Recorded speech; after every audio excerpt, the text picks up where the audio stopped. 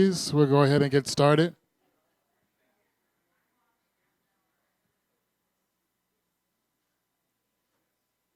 Call our November 26, 2017 Town Hall meeting to order.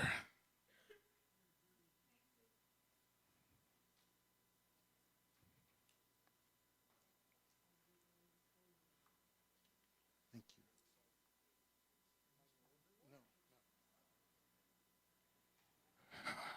So, first of all, I'd like to say that looking at all of you, instead of lighting the Christ candle, you are the lights in the candle. So this candle has been lit.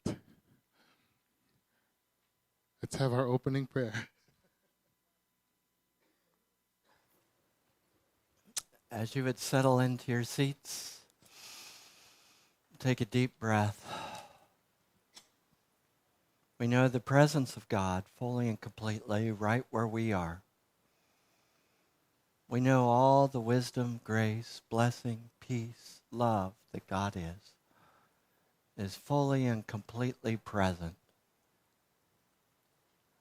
We are grateful, and we know we are the light of the world.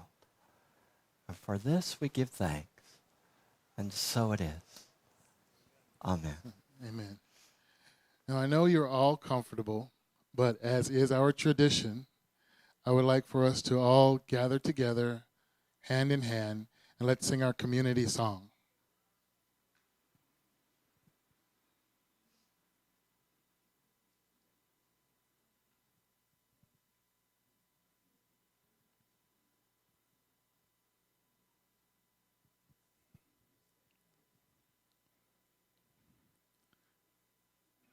Thank you for connecting the circle, the tie that binds. Weave us together. Weave us together in unity and love. Weave us together. Weave us together in unity and love. One more time. Weave us together. Weave us together in unity and love. Weave us together. Weave us together in unity and love. Thank you. Please be careful taking your seats.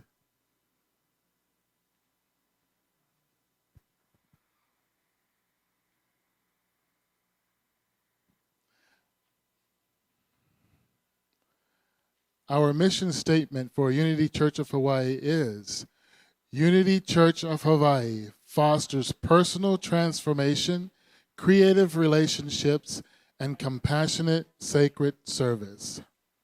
Our vision statement is, together, centered in God, we elevate global consciousness through the realization of oneness. As the President's report, so we are now entering, as you said, Advent.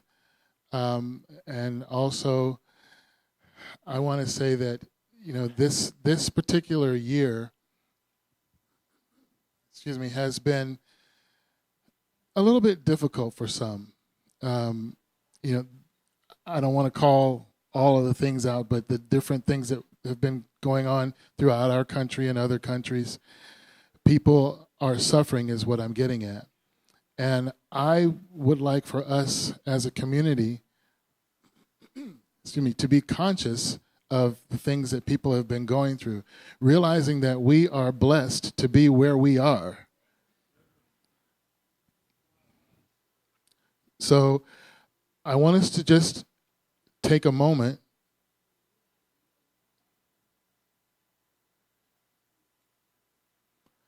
a moment of silence in honor of the military folks, the civilians who are supporting the military folks, their families, their loved ones, all across our nation and the world, as a way of saying how much we appreciate and we're thankful for them and the sacrifices that they've made. Just a moment of silence.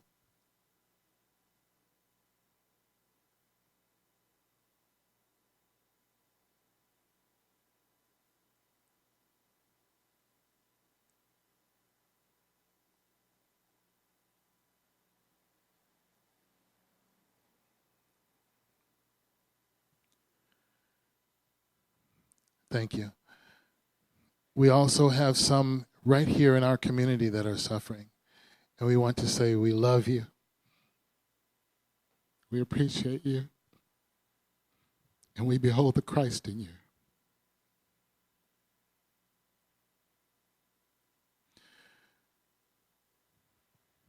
Coming up on this season, it's a season where people travel.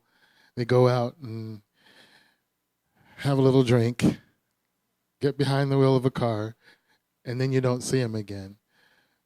Let's pray for those people, that they have the mind, not that if you're going to drink, if you're going to have fun, make sure that someone is there that can carry you back to where you need to be safely. And if you don't have that, call a friend.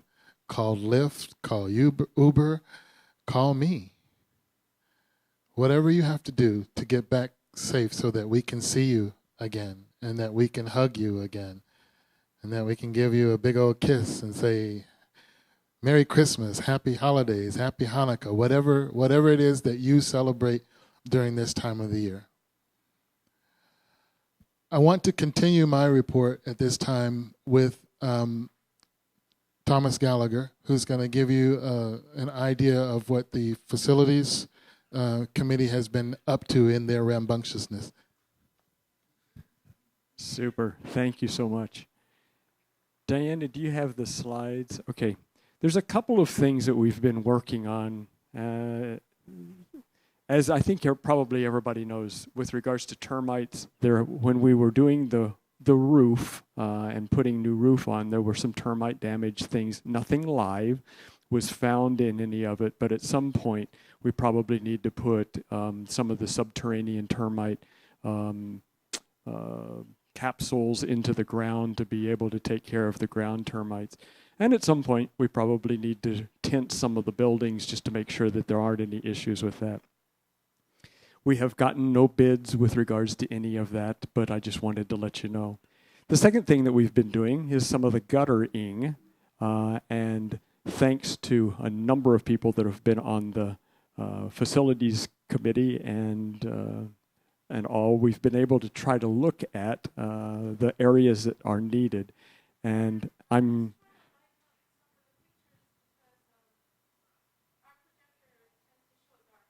Okay.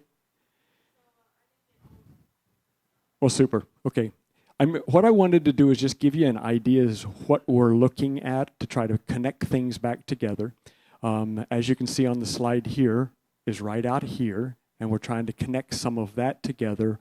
But in addition to that, as you know, probably all of the effluent from the roof that comes down here goes out that direction, and they kind of took that apart because then it goes out in front of the admin building and it just pours out there and then it comes running right back down. And so we're trying to find a way to be able to get that effluent from, or the rain from the roof to an area where it's not flooding other areas. The second area that we were looking at is primarily this building that's in the lower campus. Okay, that whole building needs to be guttered. And if you look where this one is, that's the women's restroom that you're seeing the door handle of. And so from the front of this building around to that back side of that building, which is going to be getting toward Connection Central, that will be guttered in about the middle of that wall, because that's all got gravel down underneath it, and that should work pretty well. From that place around past Deja Vu is gutter 2, downspout 2, and we're trying to dump all of the water from this off into the parking lot that is out by Deja Vu. Okay, everybody see that one? The next one is with regards to downspout 3, which will be all of the center courtyard area down in there. All of that water will come around and then it will dump out onto the same asphalt pavement of the parking lot to let water go on out to the street. Okay, the next one is downspout 4, which will take care of the water that is along the back side of this building all the way down. Initially, when we had this one done, we looked at putting, instead of this coming down the way that that one is and then going down, let me show the next slide. The next slide then goes around that corner, and then this is between this building and the preschool building and their playground, etc. So the gutter will then go on, or the PVC will go on down that way and then take it on out to the street. Initially, when we were doing it, can we back up one slide, was to take, instead of coming down there and go down, we were going to go straight on down through, but in order to do that, we're having to tear out a good percentage of the storage area, or shorten all of the doors, etc., as it goes down through there, which is probably not the best idea. And if we go around, it's going to be a little more costly, but it'll be a much better way to do. Okay, and then the next slide that we've got. Did everybody follow what my thought process was? Of, instead of going, does this work? I know, but can you see it? Anyway, it was going straight from here on down through the building. And obviously that's going to tear out some of the things that we don't need. And then the last thing that we were looking at from the facility, is the apron that is out here. And so what we were trying to do, there's 4 slides here. This one just goes along the side and trying to make this wider along this corner, so that this will be 3 feet all the way down around there where the tree and all is. And then we'll cut this concrete slab out and get rid of it. And you can see another slide of it on the next slide. And then the next one. So all of that area, the light will stay, the dark over to this side will then be taken out and gotten rid of. Because it's not wide enough, it's not handicapped accessible, it's not going to work well. And we're afraid that at some point somebody's going to fall off, or a wheelchair or something else is going to go off the edge, and then we'll be in more problems than what we're wanting to be. Okay? So that has to do with the gutters, and the last thing that I wanted to talk about was this area right out here. We put, many years ago, but we put a drainage system in this whole courtyard area where the weddings and all are, but we snaked all of that recently, and it got down about 55, 60 feet, and it hit concrete, so we don't know exactly what's going on. And UI Productions is looking at having more weddings and having more things go on down here, and put in some landscaping to make things even prettier than what it currently is. And so in order to do that, at some point we need to snake this with a camera to find out where it's going, and then connect it so it will go on out to the street and get the water out of this area the way that it was intended to be. Okay? Any questions anybody has with regards to the facilities report and what we're looking at the present time? Yes, ma'am, Robin.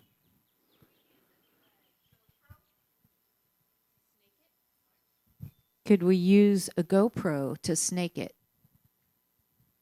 I'm not positive that I know what a GoPro is. It's a camera piece. I think maybe most of the time the plumbing companies have got cameras that they use at the end, and it's satellite accessible, so you can tell exactly where you're at as you're going down through the pipe. It is not the cheapest thing in the world. It's about $250 an hour, if I remember right from Lisa. Isn't that right? And so, depending a little on how long it takes to find out where the disconnection or the interruption in the pipe is, that would be what we'd be looking at. Okay? Let me just say, if you have any questions, Ryan, please come up to the front and then introduce yourself. At least the first time around, introduce yourself. And if you're not feeling up to coming up to the front, then just let us know and we'll bring the mic to you.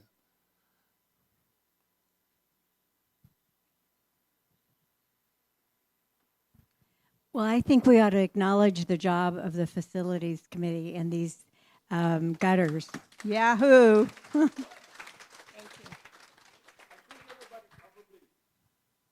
Everybody probably already knows who all's on the committee, and I'm going to take pause to do this, but I will try to do this to make sure. So Bruce Hymack is on the Facilities Committee. I'm sorry? Sure. Bruce, will you stand up for us? So Bruce Hymack is on the committee. Lisa Inslee is on the committee. Mary Paulson is on the committee. Ralph Whitaker's on the committee. I'm on the committee. And who am I forgetting? I'm sure I've forgotten somebody. Hallelujah. I got them all. Lisa, you didn't stand up, though. Okay. All right. Thank you.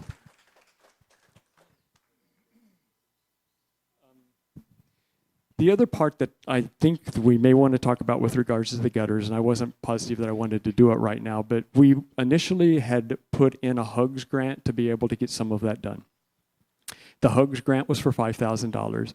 And then Reverend Tim, I'm going to maybe put you on the spot in just a second, but my understanding was that the HUGS grant for the $5,000 through Unity for the gutters, with all the hurricanes and other things that have happened to some of the other churches, they're not real positive what's happening with the $5,000.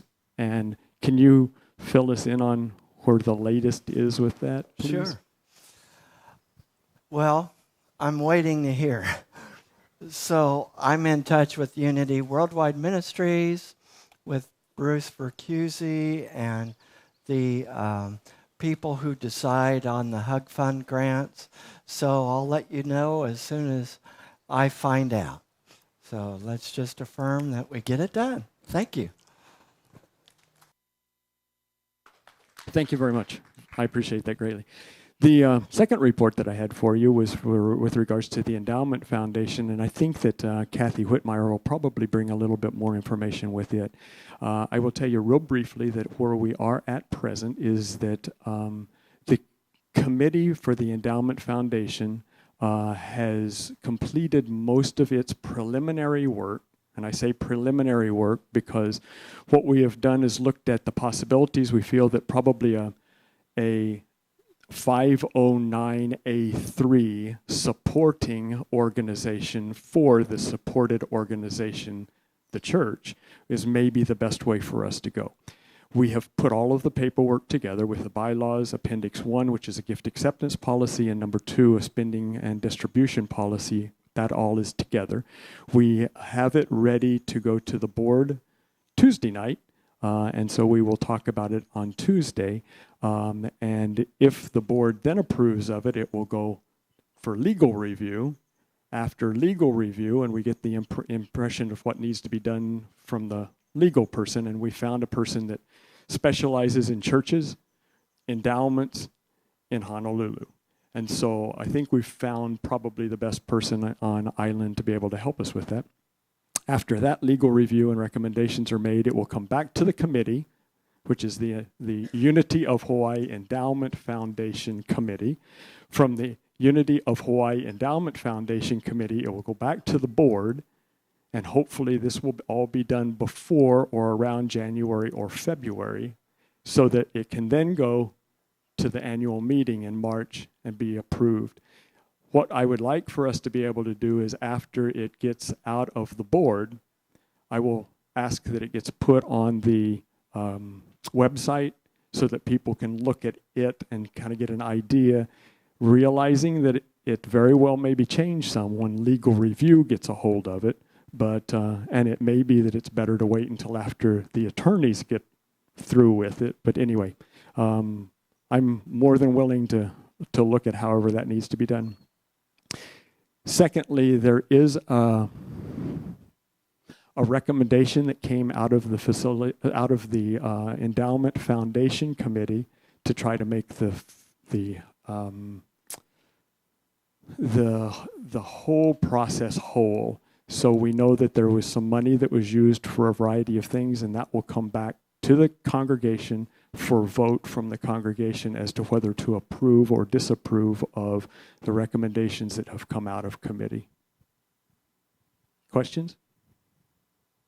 I know that I went through a whole lot of stuff really quickly, but yes. Maybe Kathy is going to address this, but what considerations are you talking about that the congregation has to vote on? What considerations are you talking about that the congregation will have to vote on at a later time? Well, I will step out into this one knowing that I may get shot in the process of bringing it up, but please forgive me because I'm stepping out into uncharted territory of waters. But I will tell you that there were a few withdrawals from the Legacies of Aloha fund over the years. Two of the withdrawals that were the big ones were for $120,000 and $150,000 in 2012 and 2014 for redoing the pews and the carpet and a variety of things that were in this part of the congregation when Sky was here, and then to pay for us transitioning with regards to the ministerial team, with regards to moving from one minister to the other, trying to pull people out, etc.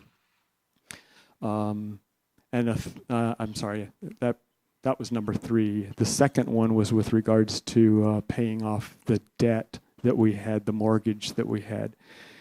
The committee has met and felt that the first one with regards to the pews and all were for enhancement of the sanctuary, enhancement of the physical plant, and probably could be looked at as being a possibility of being used in an appropriate manner for what the fund was initially intended to be, which was for things that had to do with the church. The second one, which is the one for being able to pay off the mortgage, likewise could be looked at as being the reason that we got into some of it was to be able to fix the buildings up and the rest of that kind of stuff. So maybe that one could also be used appropriately. The third, which was with regards to personnel costs and costs that were associated with the ministry and operating expenses and all, probably would not be in keeping with what we felt the intent of the endowment fund was. And so that would then need to be paid back, for lack of a better word, to the endowment fund. That one being in the amount of $150,000, about $150,000. And part of it has been paid back. There's about 140 or thereabouts that would be needing to be paid back to the Endowment Foundation. The bylaws that are currently working their way through will be that out of the Endowment Foundation, 4% of the total amount that's in the foundation will come to the church on an annual basis as a way to be able to move and to make sure that the foundation is supporting the church. What would then happen would be, is everybody following me so far? So what would then happen would be that the foundation would withhold any payments to the church until the $140,000 has been repaid, for lack of a better word. And then the church would start getting the 4% out of the endowment foundation as support to the church. That is a recommendation that has come thus far out of the committee, and that needs to be voted on. We would talk about that at the annual meeting.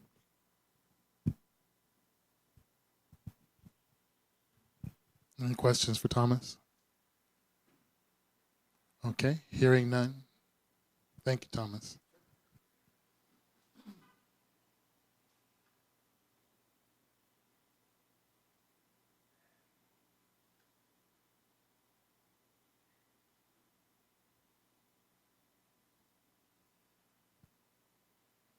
Jingle bells, jingle all the way.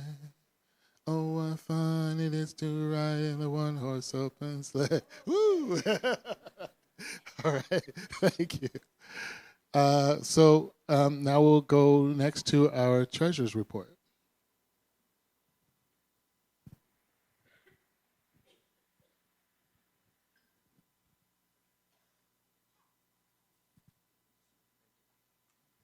Thank you, Ralph, and thank you all for being here.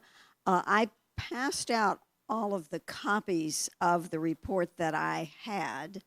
I have the originals. If you can make do with the number of copies that we have by sharing, that's great. If somebody feels that we need more copies, I do have the originals, and perhaps someone could go and make them. Okay. Well, these are the ones that are not printed on the back.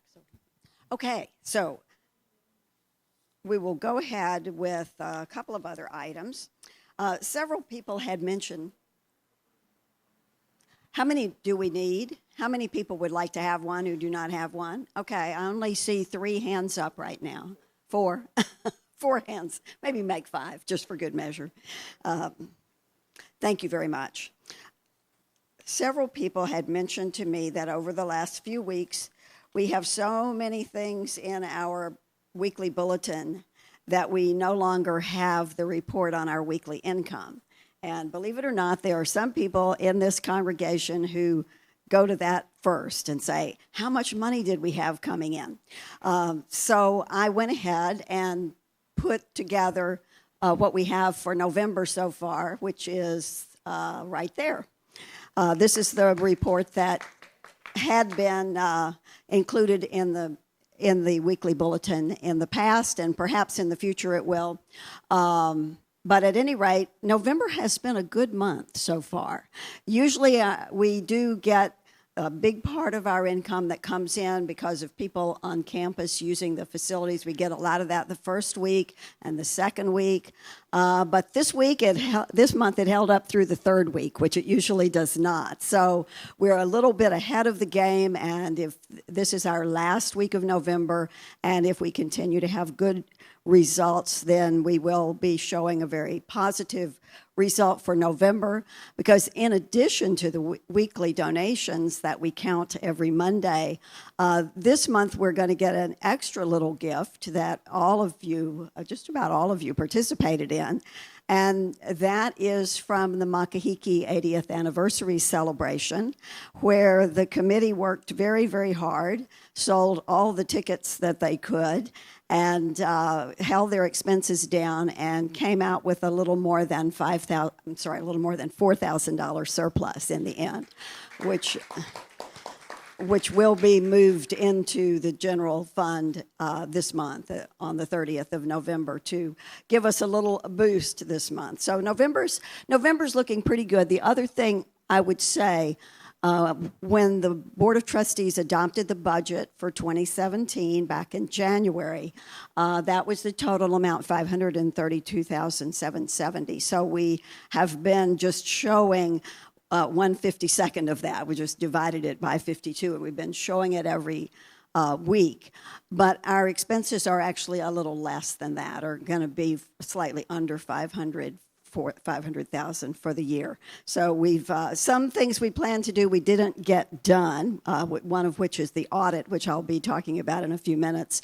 But other areas we were just careful with the spending because we did have lower income. So the weekly expenses are not quite as high as what you see on this report, but we just left it that way because that's the budget that was adopted for the year. Okay.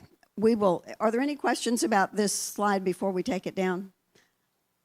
I will go now to the monthly report for October, which is this, and we will talk about that summary in a minute. But first, I wanted to just review briefly what is called the profit and loss with year-to-date comparison for October 2017.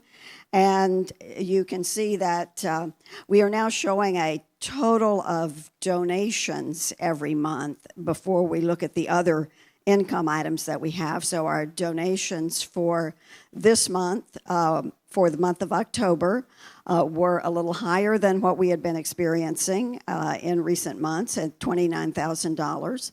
And that was principally because of some individual donations. We call them other offerings. Usually they come in the mail, and someone, who maybe isn't here every Sunday sends in a check or makes some special donation that they wanted to make. And so we had a good month for donations. Our total income for the month of October was $46,618, and that compared to our expenses of $42,119 for a net surplus for the month of $4,498. And yes, we do want to clap for that, because the previous 5 months each had a negative number. So I had been looking for this, real turning of the corner month, and I believe October was that turning of the corner month, and we see that November is looking good as well. So that was the good news item. You can look in the next column, however, the January through October numbers, and see that so far for the year 2017, this has still been a rough year for our congregation. And even though we're making a little bit of gain in October, and we're looking forward to making more gains in November and December, so that we don't show such a negative number for the year when it reaches a conclusion. I try to analyze income and expense by looking at what's the routine expenses, what are the things that happen every week and every month, and what are the ones that are unusual. And yes, we have another slide for that. Yeah, that's the one. We look at January through March, which was the 3 months when we didn't have a senior minister, and it was a slow period. There was some enthusiasm in January when we had the visiting ministers, but then we went through February and March, and it was fairly slow. And you can see that during that period of time, just our recurring expenses resulted in us having a net deficit for the 3 months of $7,569, and which amounts to $2,500 a month. So we kind of started the year out in a hole, and then Reverend Tim showed up, and he said, "My gosh, you mean you're that far behind already?" But he showed up in a good month, the month of April, which is when we had Easter, and there was a lot of excitement with Easter and a new minister, and that went well in April and May, and then the summer it slowed down. And so when you look at April through October, those 7 months altogether, and you take them as a whole, you can see that total income, $280,000. Total recurring expense, $290,000. So, for that 7-month period, we were showing an average monthly deficit of $1,394. So it was down lower, but still on average, we were not breaking even for our recurring expenses. Then, in addition to that, we had $7,000 of moving expenses, which would have been a lot more, except for the fact that Reverend Tim was able to secure a $5,000 grant to offset the rest of it. So that was the amount of cash that we were out. And we brought in some accounting support to get us ready for an audit, and that cost us $9,000. So those two items of $16,000 is what really ran up the operating deficit during that period of time. And then you can see how the totals turn out for the first 10 months of the year, so that the average monthly deficit is $1,700. As I said, things are picking up in November. The Board of Trustees did ask all the congregants to consider adding another $5 to their donations every week, and that has been helping. Those of you who are still doing that, and if you've forgotten about it, it's still a good idea to keep doing that. So that's what I see from these financial statements for the month of October and for the year. So I wanted to see if there were any questions at this point on the financial statements before I go on to the rest of my report. Yes.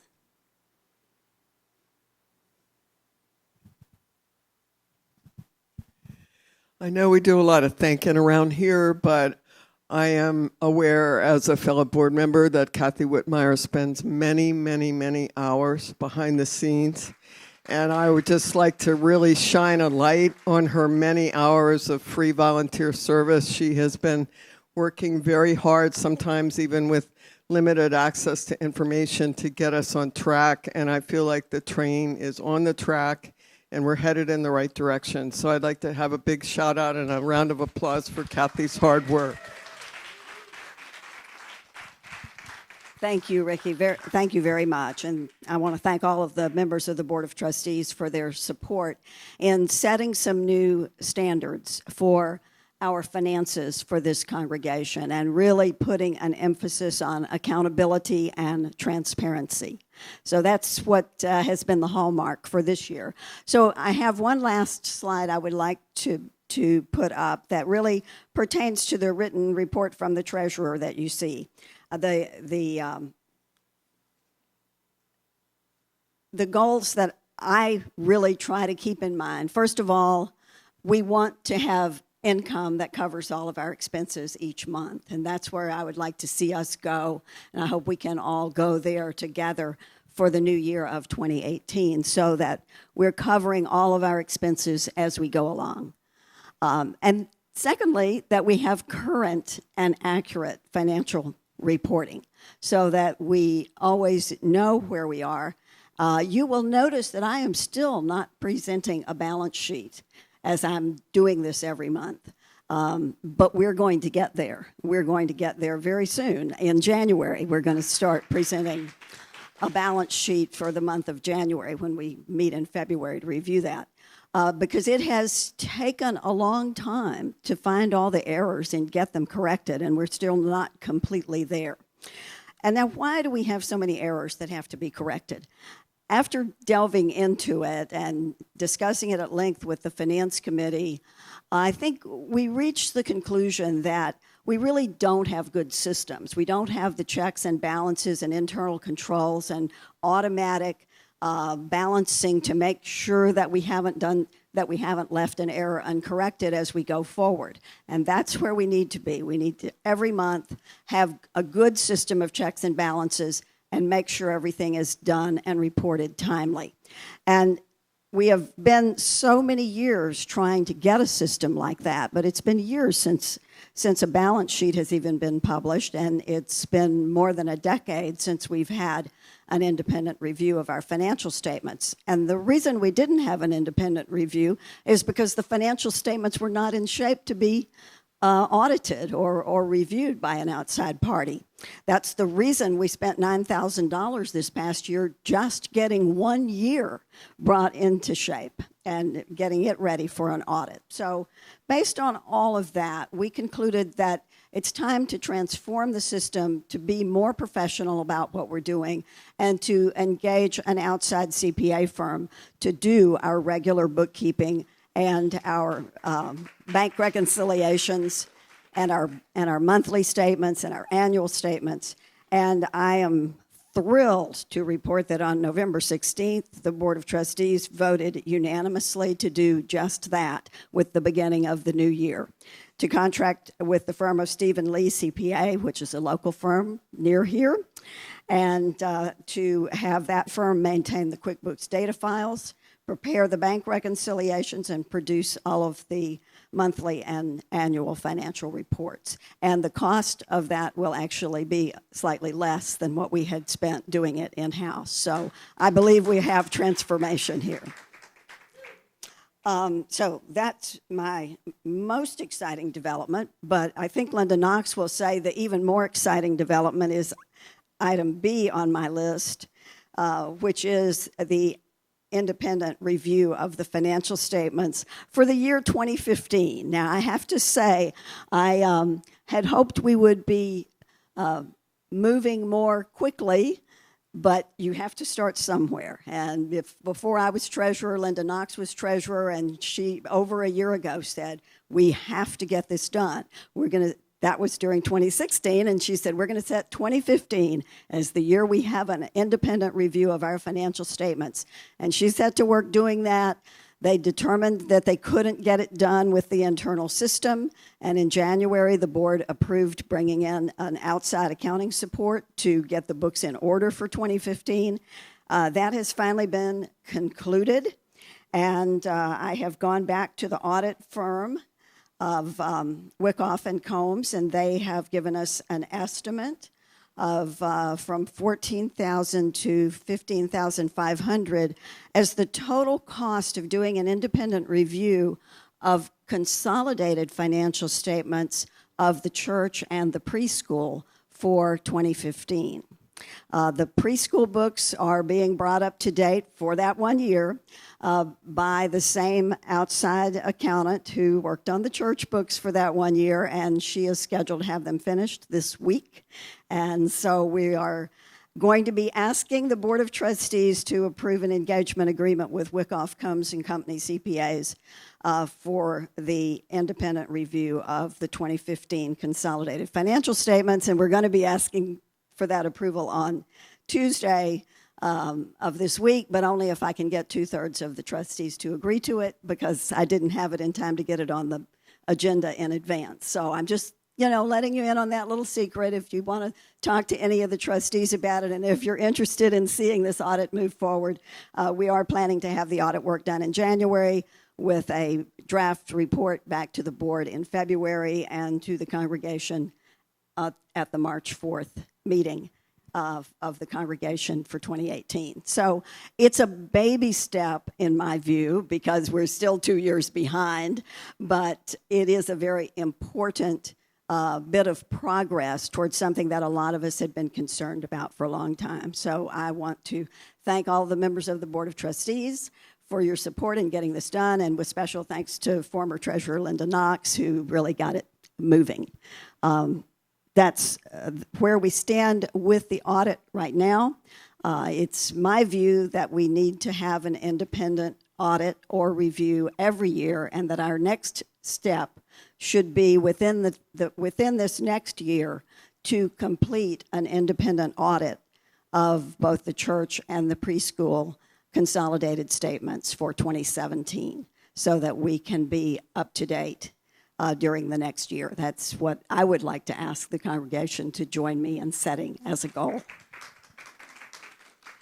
Okay, moving along, I think Thomas actually provided more information than I had in my report about Legacies of Aloha. I just wanted to mention, as Thomas refers to the Endowment Foundation, which is a new name for a new organization to run our endowment program. It would be our organization, but it'll have a separate corporate existence to make sure that the endowment stays separate from the church and preschool operations, so that it can truly be a long-term stability vehicle, as I believe it was intended. That hasn't actually come into being yet. The committee's had a lot of exciting meetings about it, and is looking forward to generating support for it, but I think a lot of us who got very close to this issue probably have some explaining to do on how we envision it for the future. So I'm still talking about Legacies of Aloha as a fund that was created, I can't tell how many years ago, probably about 15, to generate long-term funds to support this ministry, both in terms of an endowment and in terms of special projects. So that's the way it appears on our website still today. We haven't had a lot of recent contributions to it, and I think after we go through this new process, it will be better highlighted, and maybe we will have more ongoing contributions to it. We had a number of planned gifts that came through estates in the period. Well, we analyzed the transactions all the way back to 2007, and there were about 5 significant gifts that came in from estates of congregants, along with some other individual stock transactions that came in from congregants themselves during those years. And perhaps we can really put that emphasis again on the whole process of planned giving and what we might be able to do with it. Where it stands right now, the committee has worked very hard since about June, I guess, and analyzed every transaction that went through the fund in the last 11 years to determine exactly what came in and exactly what went out and exactly what we earned. The funds are invested in stocks and mutual funds, and as you know, the stock market's been doing great, and so the return on the fund during the last year has been about 16%. So that's a really nice piece of news, so that as we go along with our daily work and the activities of this congregation, that fund is sitting over there growing on our behalf to provide for the next generation of people who will be part of Unity Church of Hawaii. The process now is for the board to consider the recommendations of the committee, and then for if they are approved, then have an outside attorney review them to make sure that we have all of our legal bases covered, which is very important when you're asking someone to dedicate their accumulated lifetime wealth and to say, well, I want part of it to go into this endowment fund. They want to make sure that we have all the I's dotted and the T's crossed. So that's the next step after the Board of Trustees. Then it would come back to the Board of Trustees again in anticipation of the annual meeting. And before we would say, well, it's no longer the Legacies of Aloha, it's now a support corporation, which is a nonprofit corporation in support of a 501c3. And that's what we'll be asking the congregation to consider in March. So that's sort of what Thomas said with my spin on it. Now, I have one item on my report that is a not good item. I mean, I'm looking forward to progress in every area. Excuse me, Ricky, did you want to say something first? Oh, okay. On Legacies of Aloha? Well, sort of. Kathy, since you coordinated the Stock Investment Committee this week, we had a meeting we revived the Stock Investment Committee, and in that meeting, I was just wondering if you could I had a couple of questions at breakfast about what we talked about and what we did at our meeting. So I was just wondering if you could give the congregation a quick recap of what we talked about at the Stock Investment Committee, because that's a little different than Legacies of Aloha. Well, yeah, and Ralph is telling me I should do it quick. It really is the same fund we're talking about. It's just the name of it is Legacies of Aloha. And there was a committee formed to review the investments a few years ago. And that committee has not been meeting recently. And so it was decided that I should convene it and we should evaluate the investments that are in the fund right now. And we didn't at this point decide on any changes in investments. There is a very large mutual fund that is called the Parnassus Fund that has a very good return, and it is accounting for 41% of the portfolio. And so we wanted to look at the possibility of maybe breaking some of that down and putting it into something else. There's also some accumulated cash because the decision had been made a couple of years ago to stop automatic reinvestment of income from the fund. And we decided at the meeting that we would go ahead and redo the automatic investment so that whatever dividends and income come in will automatically be reinvested in the same place that they came from, which is another easy way to make your investment grow more quickly without you having to do anything. So those were the decisions we made. We're going to meet in January to look at that one large mutual fund again and determine whether any change should be made in that during this interim period while we're considering restructuring of the name and of the way the endowment fund is managed. So that was that report. The one final thing I wanted to say, even though we do have someone working on getting the 2015 accounting records in order for an audit for the preschool, we still have experienced resistance from the director of the preschool to letting anybody from the Board of Trustees ever see the accounting records, which is just hard for me to even get a grasp on. And it's very clear in state law that that the board of directors of a nonprofit organization, in order to carry out their duties, has a right to look at the accounting records of all of the aspects of that corporation. And I think that for a period of time, there's been a sort of feeling that, oh, there's a preschool operating here and it's different from us and it does its own thing. So the most important thing I want to point out on page 2 of my report is that there is no other board or management committee that oversees the preschool operation. The only people who have responsibility to oversee that operation are the senior minister and the board of trustees of Unity Church of Hawaii. So we are the ones who have the fiduciary duty to make sure that it's properly managed and that accounting records are current and accurate, which they have not been. And so, and they still are not right now. What is going to happen immediately, within the next 2 months, is the one part-time bookkeeper that's been trying to keep the books for both the church and the preschool is going to be able to spend all of her part-time time, which is only 2 days a week, trying to get things in order for the preschool because the financial records of the preschool are not immediately going to be contracted out. So that's one thing that's going to happen. The next thing that's going to happen is that the auditors are going to come in to do that independent review, and they're going to go through those records. And so it makes me a little nervous to have auditors coming in to go through records that I haven't been allowed to see.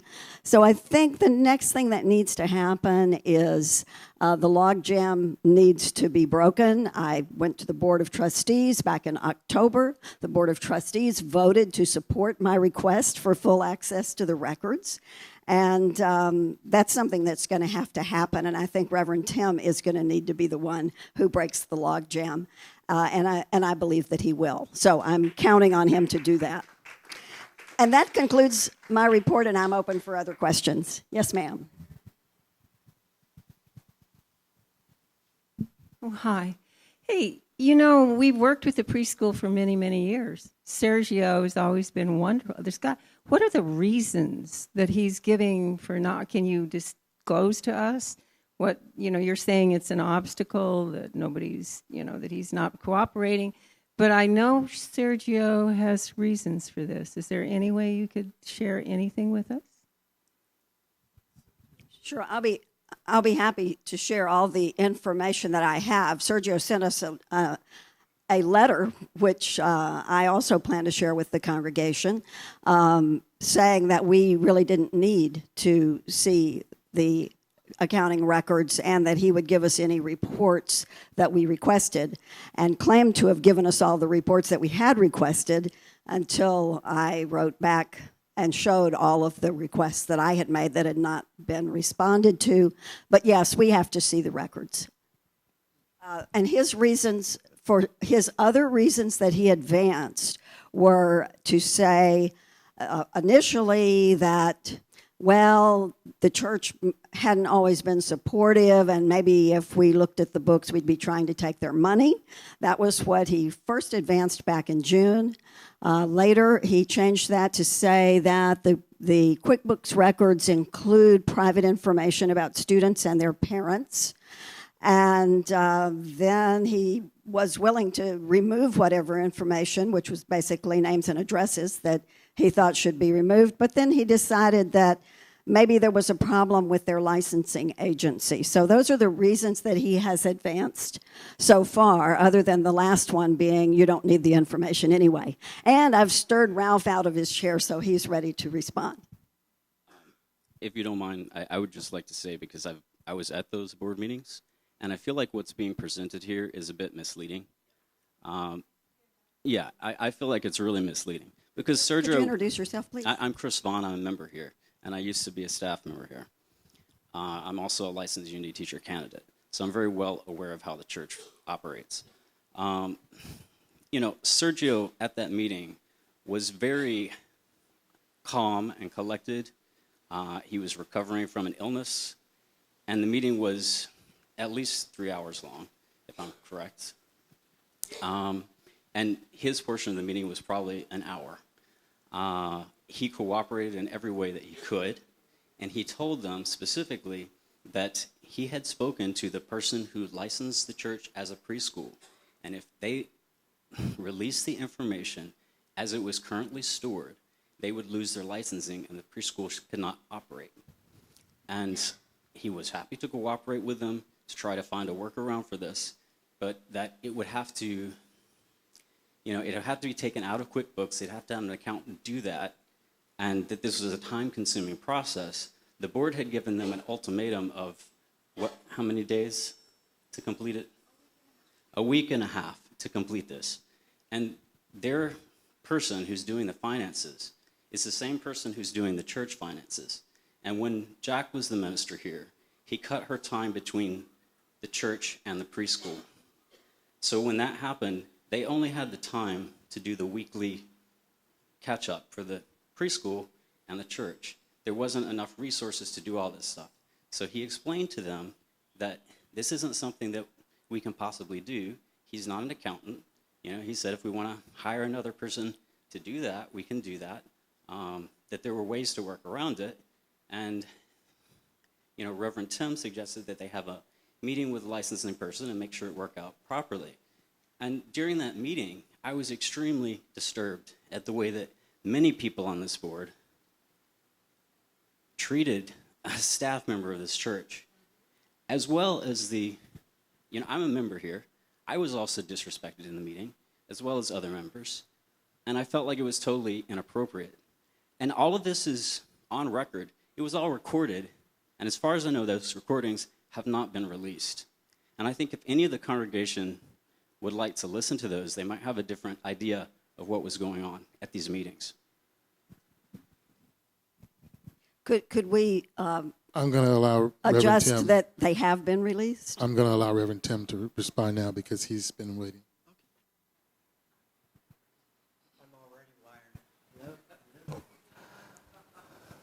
Am I on now? I'm on. All right. I just wanted to say that my experience working with Sergio is a very good relationship. Sergio does a phenomenal job leading the school, and we have the opportunity each week of working with the children of the school and the teachers of the school.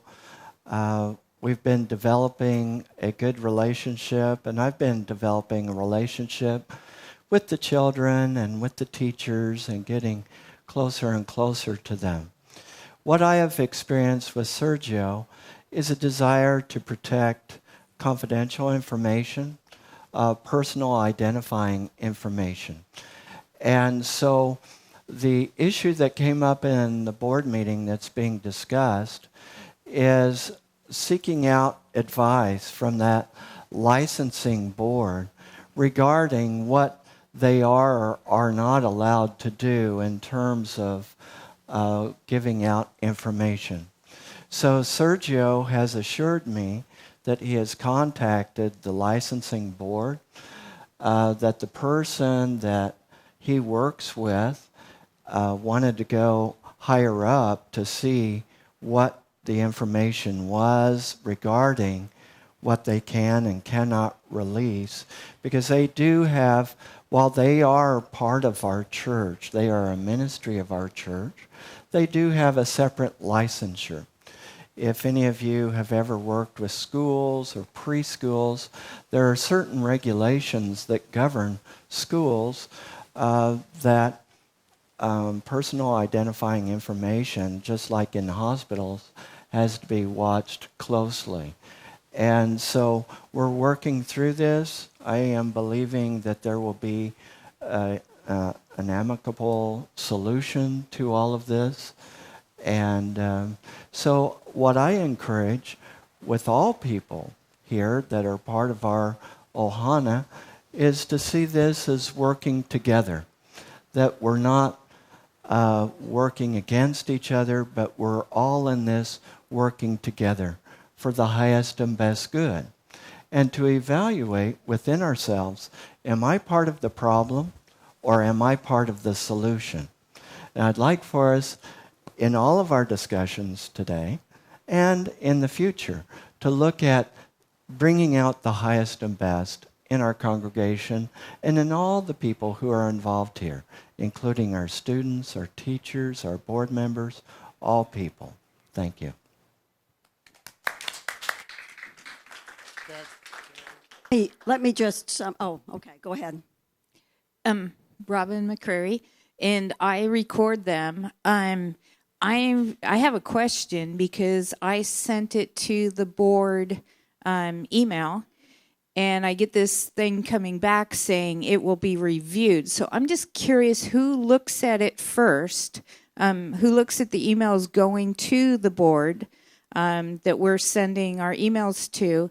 And second, I would love to have my links put up onto the website so you guys can hear it. I have it, and the code is Unity, guys. Capital U and all the rest. Okay, so who looks at the emails that go to the board? Because, that's a question that I'd like answered. I'm not quite sure what that has to do with anything, looking at the emails. If you're talking about the links that you post as the person who's recording, that's one thing. But what's the question about emails? Well, because I sent the link to the board, okay? And then it bounced back to me saying, hey, we're going to look at this. We'll get back to you on it. So I'm just curious, is there somebody reading it and saying, oh, you know what? I really don't want to send this. I mean, who's reading in that email? The emails that come to the board are administered by myself, by Judy, and by Lisa. And all the years that I've been on this board, at least, well, let me just address the times that I have looked at the emails. All emails go to the board except for the ones that are spam. And if I see something coming from you, Robin McCreary, that has a link to it, it's not going to be deleted or deferred. It's going to be approved, and then the rest of the board will get it. So if it came there, I would have seen it and I would have approved it. But I've only seen probably one email from you that had links on it, just one in the whole time that you've been recording. I've only seen one. It sounds like this is kind of a side trip. I did want to join in saying that nobody is trying to keep anyone from listening to those links. So if there is a problem in making them available, we need to do that. But more importantly, the issue at hand is, as Reverend Tim said, working together and getting this solved. We've been talking about it since the 1st of June with the preschool. It's been a long time. It's time for it to be in the past. I just wanted to speak on the timeline. I was here I was out of the country in October, so I was here in September and called on Reverend Tim to get it done. And the reason then was because of the private names attached to the kid's account. So now it's the license, so the reason is changing, and this is like working on 3 months since June, so I think it's too long. Lisa used to look at I used to be on the board. Lisa used to look at the emails and monitor the email to the board. And then Ralph came in, I was told, that Ralph monitors the email. So, and I know for sure that Robin sent in more than one because I'm her friend and I was there when she sent them. So, I would like to work together too, but we have these troubling things that don't piece together, so that's not helping. I think we should have transparency with the school, and the school should give us the records. It's been a long time. And I think everybody needs to speak before somebody speaks twice. Thank you. Thank you.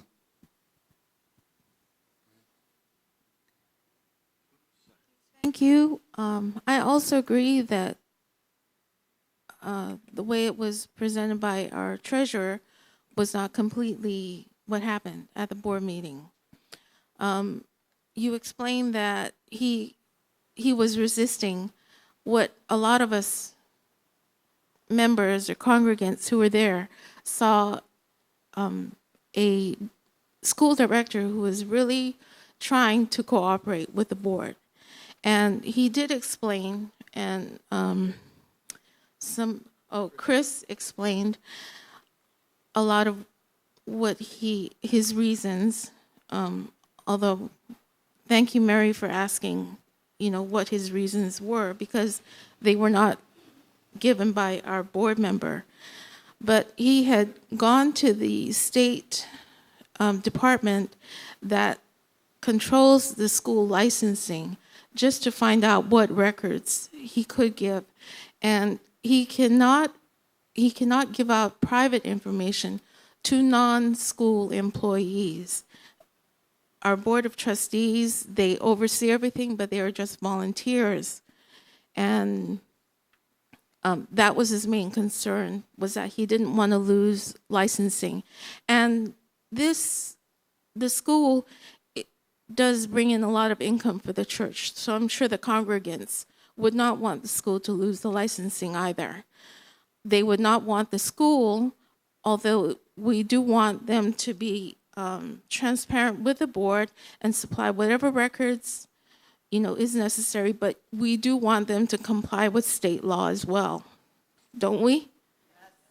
Okay, so I hope that all the congregants will let your board of trustees know what your concerns are about, not just blindly the director giving up whatever information they ask for.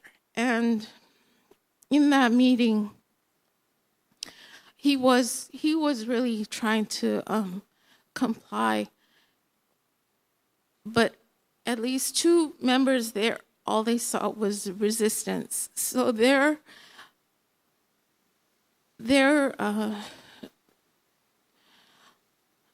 all I can say is that it really looked like they were attacking him. And a lot of us wanted to stand up and defend him, but we were not given a voice at the board of directors meeting. Our voice is here in town hall.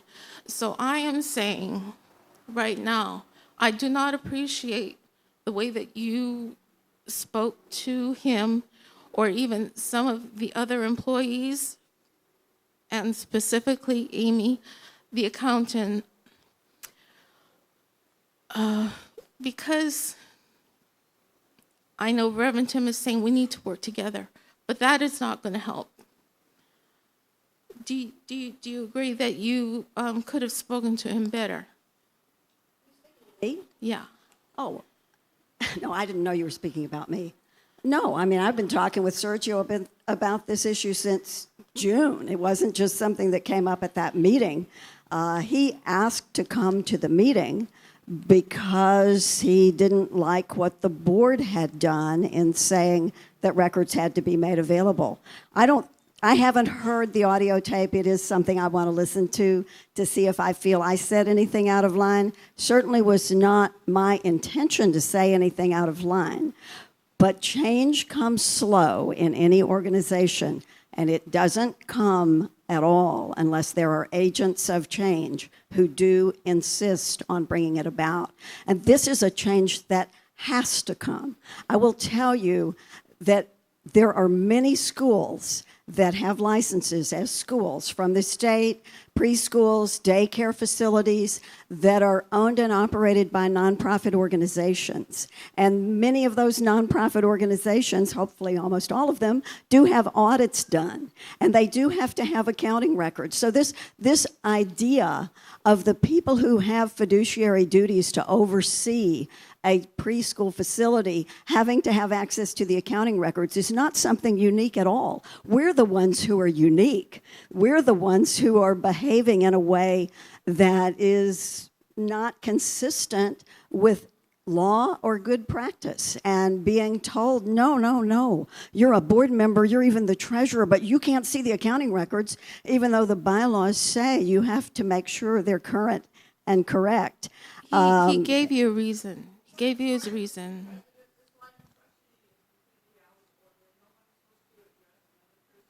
Thank you. I didn't realize I was the one who was being attacked until she asked me. This is not a board meeting. This is not a board meeting, it's a town town hall hall. meeting. All right, thank you, Linda.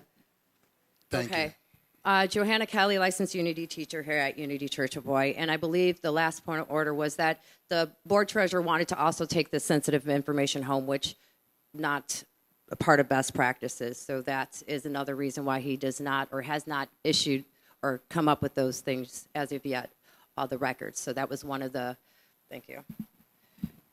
Yeah. One of the reasons why he was not releasing that information, because it would be on a personal computer. However, what I need to bring up to the congregation is 2 or 3 points that I noticed within a Board of Trustee meeting. At a recent Board of Trustee meeting, the treasurer informed the Board of Trustees that the Finance Committee had stopped the tithing action approved by a former Board of Trustee group. According to Charles Fillmore, tithing is an agreement that man is in partnership with God and allows God to conduct his finances. It wasn't in partnership with Reverend Jack or Blessing Hands, and I believe that this action was something that was against the person rather than the actual entity that we were tithing to. Had this been Make-A-Wish Foundation or something like that, I don't believe that the tithing would have stopped. Second of all, I don't understand how a finance committee is able to stop a board action or a board approval. When did we start making unilateral decisions here as committees? This was supposed to be a board-approved action if it was going to go forth that way, but tithing had stopped earlier than expected for our Blessing Hands contribution. So, another thing is that it was recently also brought up that we have an anonymous donor that will tithe to Reverend Jack, I suppose, whatever the remainder of that is. But this goes against the Book of Prosperity, and tithing is a spiritual practice. Part of tithing is, as a community, we give forth so it can go out into the world, so it can do wonderful things, and then it comes back to us. But if we have somebody else kind of cleaning up after us, we don't ever get to enjoy the fruits of tithing. And when I heard the hip hip hoorays inside of the Board of Trustee meeting in regards to that we had a private donor that was going to kind of fill in the gaps for whatever the church owed to Blessing Hands USA, I found that rather remarkable that people were excited about that. We should probably be less excited about breaking a spiritual practice that we every single Sunday ask people to do. And if you sit in the Board of Trustee meetings, you'll notice that we don't even, as a church, tithe on a regular basis.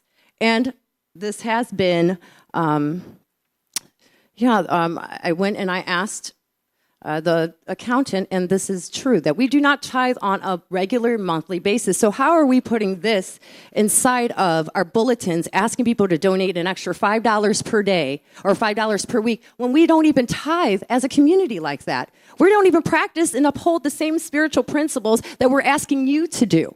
This is insane to me. We're not even holding up any type of unity principles, but yet we're asking you for $5 here, $5 there. What are you going to give us next year?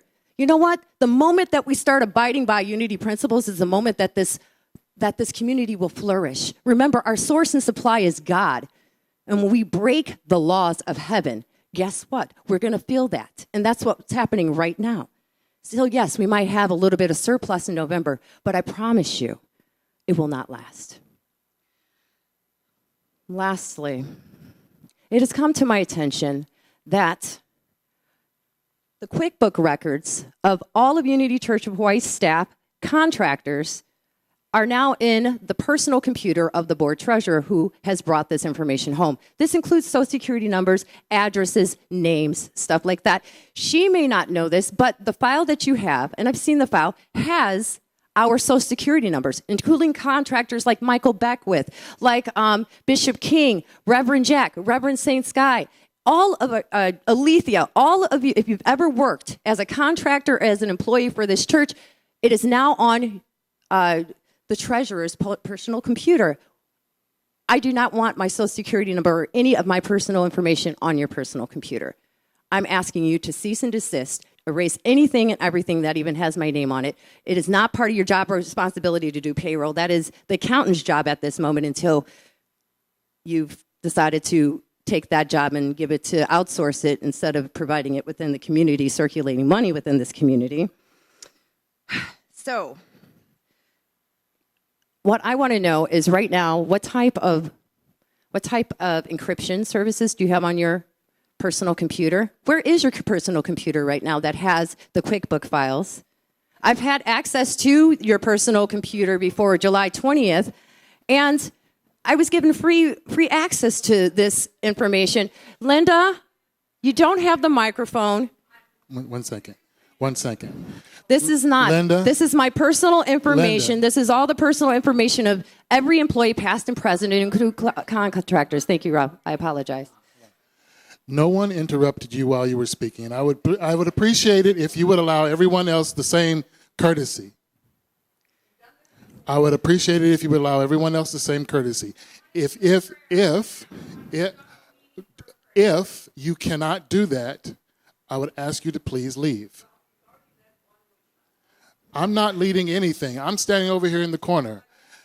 I'm asking you to please leave if you cannot sit there and be quiet like everyone else is doing. That's up to the senior minister. I think we need to get through this, and we're not going to get through this as long as you keep interrupting everyone. I'm not talking to you, Robin. I'm talking to Linda. And I'm talking to you. So if you cannot sit there and be quiet, like everyone else is doing, respecting everyone else's time to speak, then I'm going to ask you to leave. So this person is going to continue talking. I'm almost done. Thank you, Linda, for your awareness of that. And when a senior minister wants to put us into prayer, I'm sure he will do so. My only request is that my personal information be taken off this and never be taken off this campus unless it is being encrypted and not on a personal computer. I don't think that is being fiduciary, responsible for this. It's not in my best interest. It's not in anybody's best interest that has worked at this community, past and present, to have our social security numbers accessible on your personal home computer. And whether or not you knew that, I don't know, but it is happening. And so I'm just asking on behalf of my information that it cease, be deleted the proper way. And then also anybody else who may have any concerns, you may get your credit checked and have it monitored for the next couple of months using Experian, and they will notify all 3 different credit reporting bureaus. You can also contact the Social Security Administration.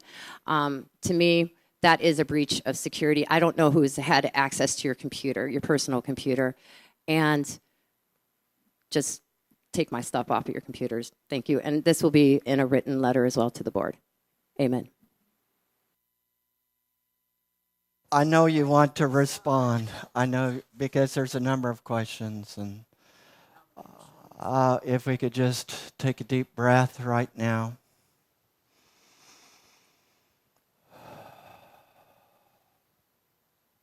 And know that the presence of Spirit is right here, right now. In each and every person, in each and every aspect of this sacred ohana.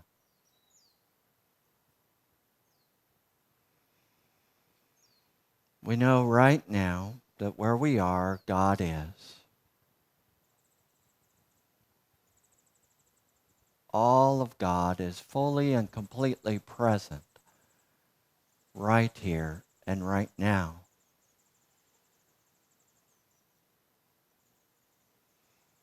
And so what we call upon right now is respect, love, clarity, all that God is.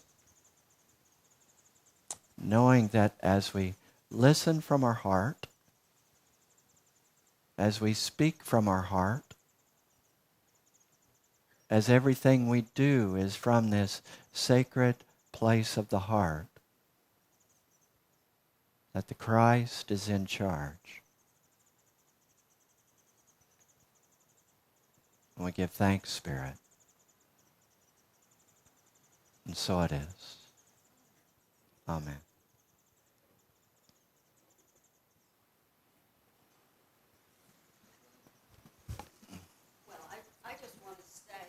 Couple of things in response to the kind of personal attack that was made on me just now.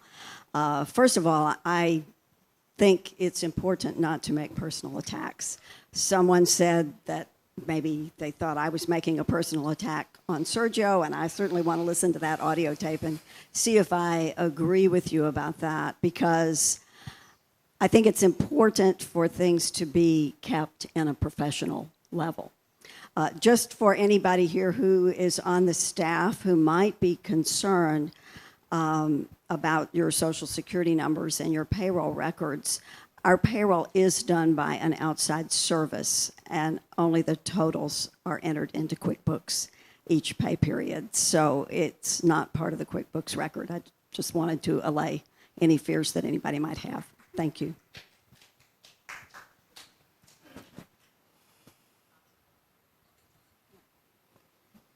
Hi, my name is Lisa Ensley, and I'm the Steward of Church Administration. I'm going to address the proposal that is being suggested by the Finance Committee to eliminate the Steward of Finance position. First of all, I appreciate the efforts being... You can hear me now? Okay, sorry. First of all, I appreciate the efforts being made to improve the processes around the finances of our church. I'm very aware of the importance of ensuring the integrity and accuracy of all the finances, and I feel that any actions that have to do with the finances must be performed in spiritual alignment with all of the unity principles, especially that God is the source and creator of all. Thank you to all the board members who have put a lot of time and effort into plans to transform the finances of Unity Church of Hawaii. I would also like to acknowledge the dedicated and diligent work of our current Steward of Finance, Amy Miyamoto. Amy has done an amazing job in getting records in order over the past 2 years. She was thrust into this role when the previous Steward of Finance suddenly resigned. Fortunately, she has over 20 years' experience in working with churches and preschools, and was able to step in immediately. Even so, she has spent countless late night and weekend hours reconciling both the churches and preschool accounts. I have many concerns pertaining to this proposal and the speed at which the transition is supposed to take place.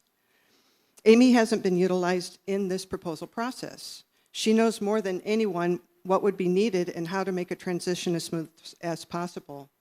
Proposed timeframes may not be entirely accurate, as there was very little input by Amy or the staff. Although this proposal would require several major and new responsibilities to be handled by the church administrator, no input from church personnel was requested. This was never discussed with me. These tasks are not in my current position description. Over the past 3 to 4 years, at least 3 full-time and 1 part-time staff positions have been eliminated, and additional responsibilities have fallen onto Judy and I. Now adding more tasks without any dialogue with staff is not Pono, nor do I have the available time to perform them. And these include the payroll and HR responsibilities. The proposed timeline for these changes come at one of the busiest seasons of the year for church and staff. December and January are extremely busy, with many year-end tasks for both the church finances and administration. This proposal changes the entire structure of the finance department and sets up new precedents. It relies heavily on volunteers and a volunteer treasurer. The board treasurer is a volunteer position. Tenure could be as little as a few months to a maximum of 6 years. This is also a position that is an elected position. I believe a closer look needs to be taken as to the exact number of hours and costs that we are paying for a contract accountant. Many of the tasks listed are dependent on the current personnel getting things totally in order, something that has been ongoing since Amy has started. The work that has been encompassed since Amy has begun has been tremendous. The tasks being outsourced to an outside CPA vendor do not include many of the tasks that the Steward of Finance position currently performs. Making a statement that the services that will be done by the CPA firm will be at a cost lower than the current expense of the position is not entirely accurate. Yes, their cost may be less, but other responsibilities that the CPA firm will not be doing are just being added to current staff. Another concern I have about the proposal is that the board treasurer is performing a lot of functions that previous treasurers have not been responsible for. This may be okay if that person has free time, but what happens when a future treasurer has a full-time job outside the church, lives further away from the church, and cannot perform all of the designated tasks? Would this then fall into staff as well? This could also negatively impact future boards in having someone volunteer for the treasurer position because it includes so many additional time-consuming responsibilities. My suggestion is that none of the aspects of this proposal be moved on until there has been a coming together of all the affected parties for input and review. This is a major change in an important and critical position in this church community, and such drastic changes should not be taken lightly or done quickly. Thanks for listening to my concerns. Thank you, Lisa. I just want to say that I certainly am not a fan of personal attacks. But what I want to say here, and please everyone hear me, the people who have come up here to the mic to speak are people who attend the meetings. They don't get a chance to speak in the meeting because we have to keep it down to a certain amount of time so we can get through the meetings and get business done. This is your chance to have your voice. And I won't be a part of trying to shut you up. So when you come up here to speak, whatever you have that's on your heart, that's what you need to convey to everyone.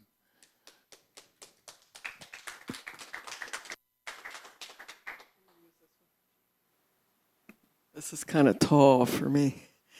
Can everybody hear? Is that okay? Thank you, Ralph. I appreciate what you just said, too, by the way. Thank you. My name's Ricky. I sit on the board of directors, and I have the honor to have joined our board in March. And in the interest of positivity, I'm going to adopt a solution-oriented mindset, try to ask God to give me the words, and I'll be as brief as possible. I just want to bring a larger perspective to this congregation. I can't speak for other board members, but I know a lot of them that seem to feel similarly. I take my board service extremely seriously. I have an HR background, and so when I know that I have a fiduciary responsibility, obviously I want to, from a logical business mindset, I would like to have reasonable and prompt access to relevant data. And I'm sure that everybody in this room understands that. I don't want anybody in this room to think that we don't care about the children at the Unity School. We do care about the children at the Unity School. We care about the Unity School. That is a given. But I showed up, I can't speak for anybody else, I showed up at the October board meeting expecting to have a report handed to me from the Unity school director because it was my understanding it had been promised, like a financial report, basically the financials. And I joined the board in March. My recollection is that we've been talking about this since April, not June. So I would like all of you to put yourselves in our position. We expected to see the financials. Instead, and he was sick, and he did show up, and I really appreciate it. I mean, I understand that the director was trying, but when he says things to, like, the people on the board were asking direct questions, and I don't think asking direct questions, ladies and gentlemen, is hostile. I think asking direct business questions is what we needed to do as part of our fiduciary responsibility. And one of the responses that was given to us or you was that those people that had access to the school records needed to have a background check. And yet he also stood there and shared with us, after further questioning, that there were people that did have access to the school records that had not had background checks. So when he gave us conflicting answers, it generated a robust discussion. We were not trying to be disrespectful to him. We were being direct and saying, where's our data? Because we've been waiting 5 months, and I'm worried. And here's why I'm worried. I'm not worried that I know any secrets or anything that are happening. I'm not saying there's anything untoward happening, but we have a black hole, and when we don't know what we don't know, it makes me very nervous serving on a board. So what I'm asking the congregation to understand is, yes, many people got frustrated because we want to serve you well, and we want to govern properly. So I don't think it's unreasonable if we've been asking for, hey, like our treasurer said, there's many, many, many churches in the United States of America. And there's many audits that go on of nonprofits with schools attached in the United States of America. And my question is, my final statement is, let's work together to come up with a quicker solution, because it has been dragging on too long. So thank you for listening to me, and I just wanted you to put yourselves in the position of a board member that cares. Thank you. Hi, Alethea Train. I want to say that I don't appreciate being misled or lied to. There is no reason that any employee or board member should have any of my sensitive information. It is confirmed by the accountant that our Social Security and private information is on QuickBooks. So I expect the leadership of this church to rectify this situation ASAP. Thank you. Okay, first off, this is my name and Social Security. Okay, so number one, I know Kathy has been working an amazing amount of hours, and she lives way the heck over on the North Shore. So I don't mind her having it on her personal computer, because she is getting our books in order. They have been out of order for so long that it needs to be taken. And she has been honored. We should be honored. She's been taking this on as a task instead of hiring somebody, because guess what? We can have an audit right now, and everything has to be handled and taken care of right away. If we get the audit and there's stuff that's going on that we don't want to know about, she can probably fix it and get it in the right way.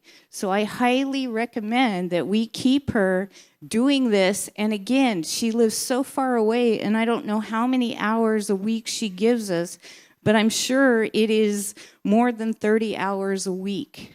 I'm not sure.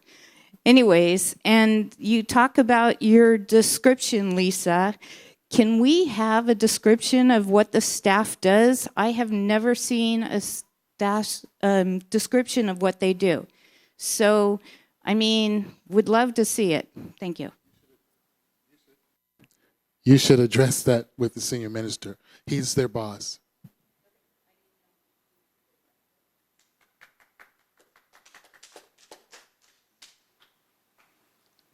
This technically is the treasurer's report.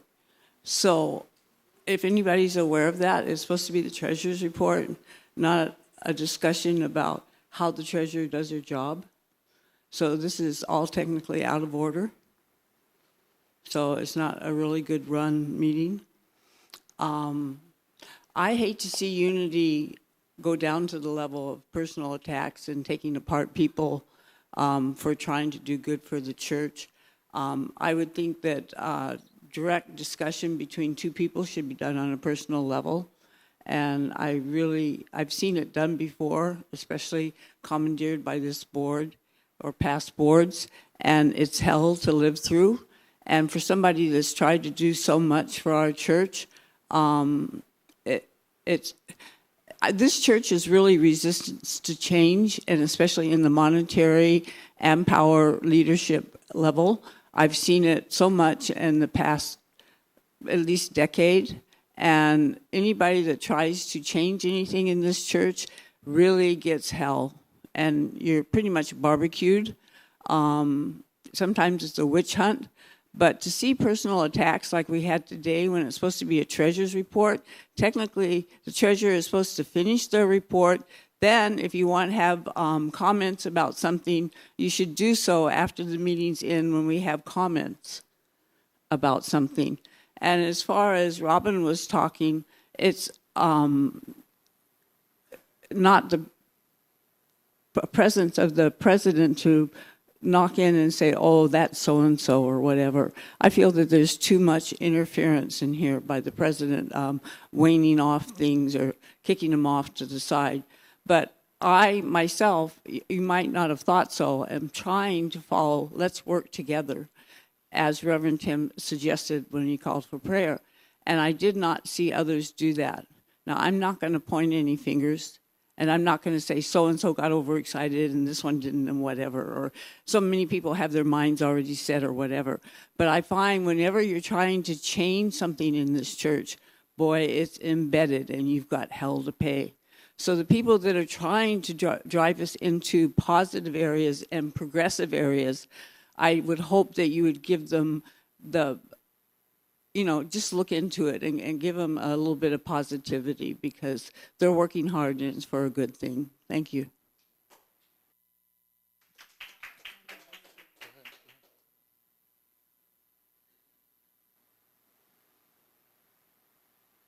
I'm Joy Patterson. I've been a member of this church for 30 years, and I can't believe that anybody would question what our two staff members have to do.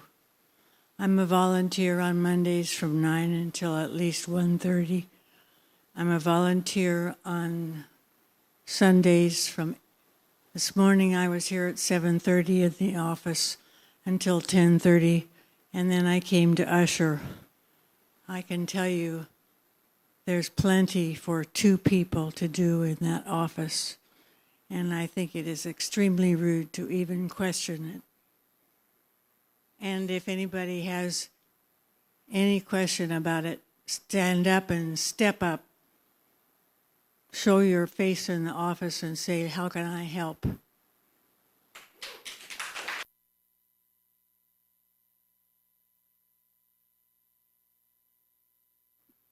Ralph, were you going to offer some other opinions? I was just going to try to close out my report, if that's okay. All right. So, fortunately for me, I still have this nice list of objectives up on the screen, and I am quite appreciative for this opportunity for people who think maybe I have some wrong objective, or that I am doing something that's not good for the church, or that there's some reason they ought to attack me. I think it's wonderful that they have this opportunity to step forward and say what they think, because that's what our church is founded on, and that's what this nation is founded on, is freedom of speech. And I thank you for expressing your opinions. Fortunately for me, I have a political background, so I'm not unaccustomed to being barbecued whenever I'm trying to get something done.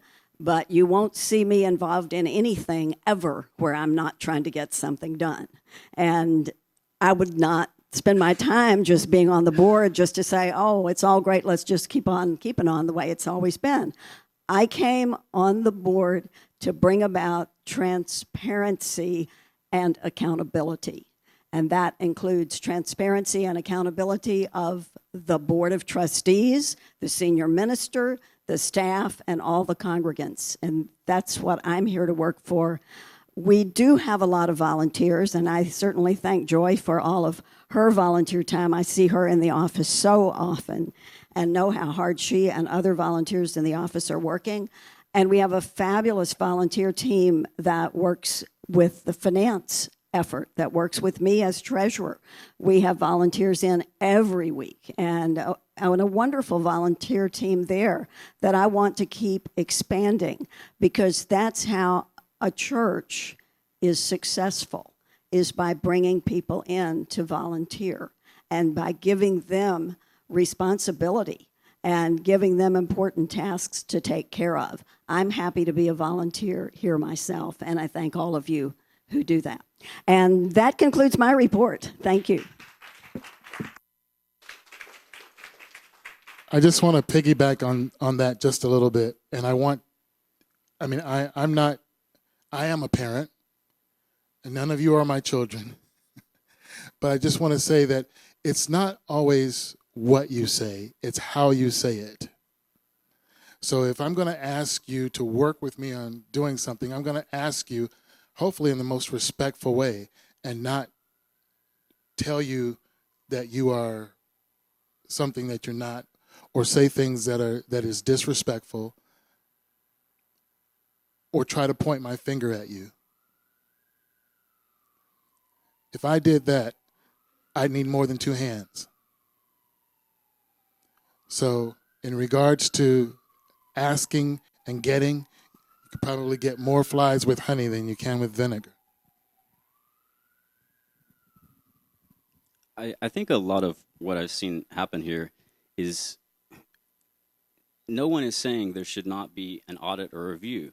We all want that. That's good for the church. We've wanted it for years. We're all trying to get that to happen. What they're saying is that there are many complicated factors, and we've had many treasurers work on this to try to make this happen. What they're asking for is when you're making these large decisions that affect the two office staff that you have, you should at least consult with them as well. Ask them if it's something that they're capable of taking charge of. I mean, and the board is not the boss of the staff. That's the minister. I mean, and I hate to say it too, but the congregation is the boss of the board. So, we have to be happy with what the board is doing. And in the meetings that I was in, I did not feel that it was done in a professional manner. I felt that the way that people were grilling Sergio, when he gave you very thoughtful answers, when he tried to work with you, and I'm not pointing out one member of this board. This was multiple members of the board, because everybody seems to be piling on this thing. There were audible gasps from the members that were sitting and watching this stuff happen. But we weren't allowed to say anything about it. And there have been other cases in board meetings where there were people that had direct information that applied to what the board was talking about. And the board, including previous board officers, and the board would not allow them to offer their piece of information. How is that not helpful to the board to have the information that the people who made the decisions, who were there at the time, why would you not want that information from them? It made no sense. But we're not allowed to point that out. We're not allowed to say anything unless it's in this town hall format. So, a lot of things have gotten off on that. With this, we all want to work together. There's no doubt about that. We all want the audit. And then there's a difference between direct questions and what I witnessed at that meeting. I mean, it made me feel sick. Many of us went up to Sergio afterwards and apologized to him and said, this does not represent me or the way that I feel about this church. I was embarrassed. I was embarrassed to be a member of this church with the way that he was treated. Thank you, Chris. Deep breath. Yes, ma'am. You think I would deny you? I don't think so. We all want transparency, and we all want this church to move forward, and we all want what is good for the church. But there's a thing called PONO and a way to do it. And I think we all need to be completely and 100% aware of the way we speak to other people and our integrity inside ourselves. That word PONO is big, and it means you are held responsible for the way you treat other human beings, the way you speak to them, the way you receive their responses from you, the way that you act toward them, your attitude. It's a big word, and we all need to work on how we do things, and so that we do them in a way that is all of us who live here know what Pono is. And the question is, are you treating this person with Pono? Are you treating them with Pono? I don't care who they are. I don't care what they represent. I don't care what it is that you're thinking about, what they're doing. Are you treating them with Pono? So let's keep that in mind. This is Pono Church, okay? And we should be Pono. Thank you, Mary. Thank you. So, with a deep breath, I think we can. I want to do a prayer of thanksgiving. Yeah, I can't deny you. I've been listening today, just like I listened during that board meeting, and I think I'm beginning to figure out the different vectors of what's going on. Those of us, there is one side that you describe as Pono that puts a lot of value on the way in which the word is delivered. And as long as the word is delivered in pleasant and dulcet tones, the content is not examined.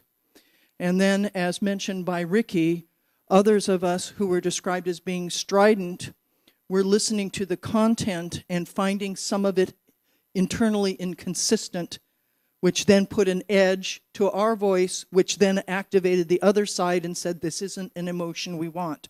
So I'm just trying to say, I'm not trying to say who's right and who's wrong, but I think we have to realize that it's more complex than just this situation we're describing, because we're coming at interactions with two different sets of values.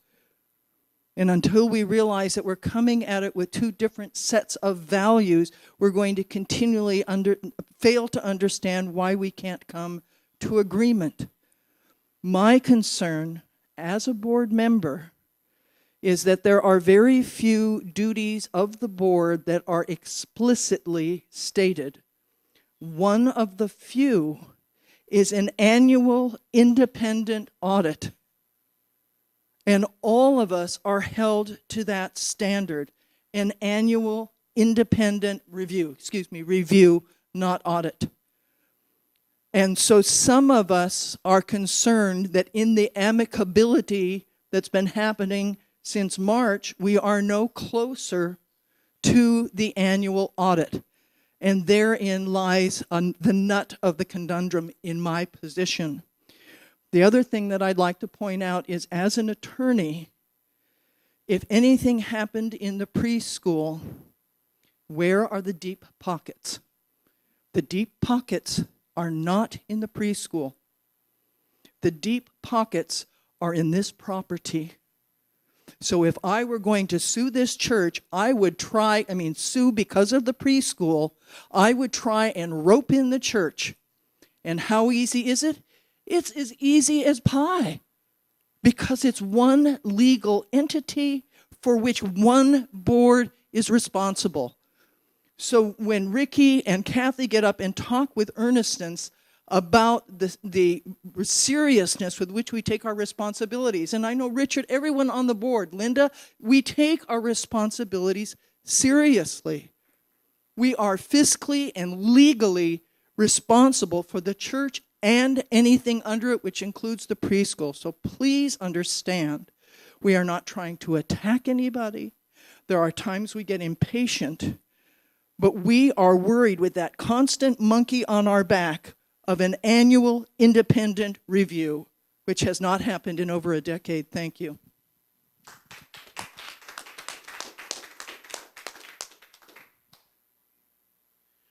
One more, then we're going to do a prayer of thanksgiving.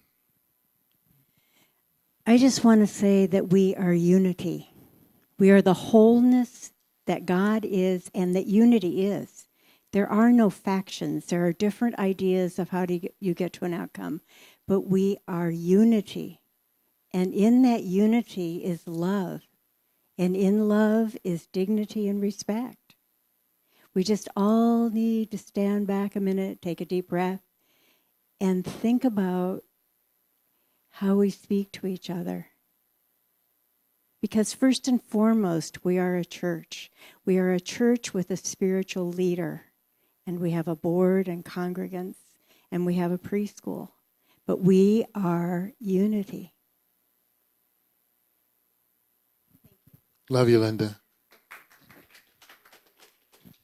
So, given that we do have so much to be thankful for, even with everything, we have a prayer of thanksgiving that we say together to show how much we are grateful for all the things, Reverend Tony, to be thankful for.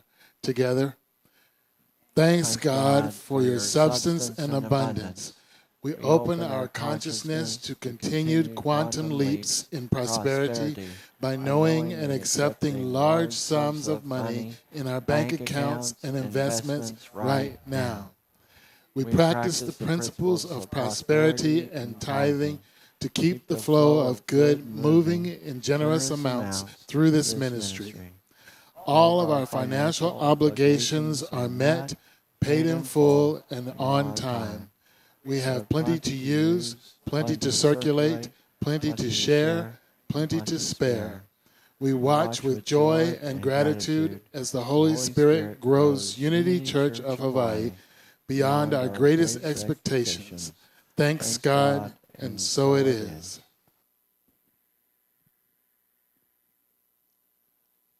Reverend Tim. All right, thank you. This last board meeting, I shared how things were going for me. And this particular meeting is a microcosm of what I have had the opportunity to experience in 7 months here.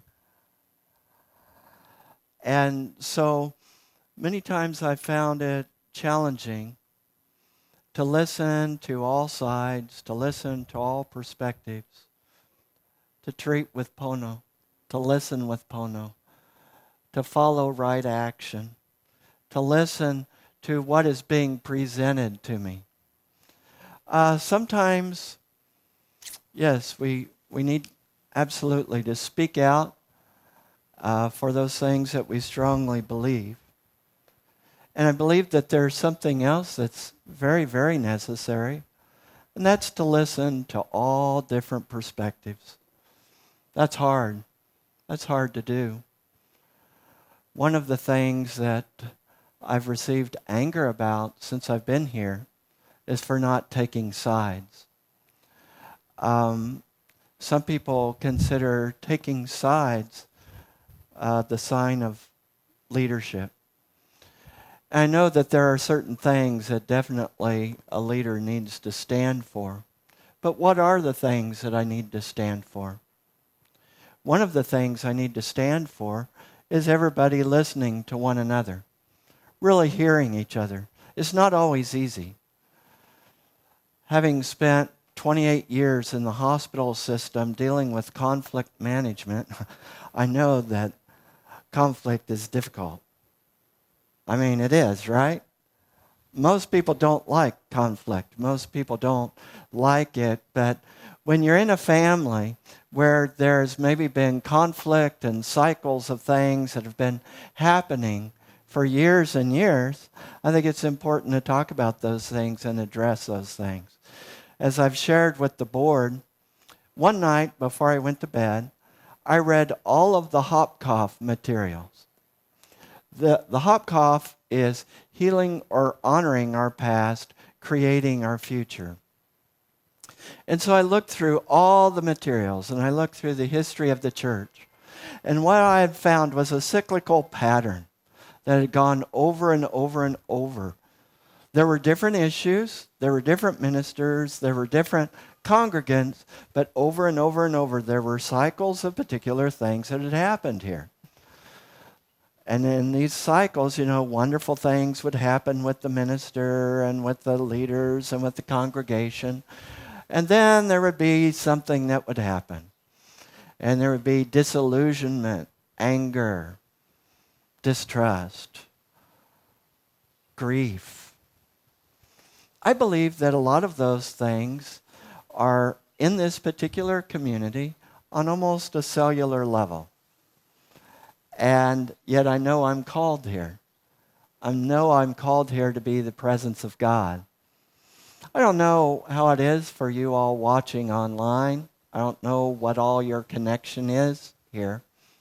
But I want you to know that I know that this church is in a healing process and that we are the presence of God.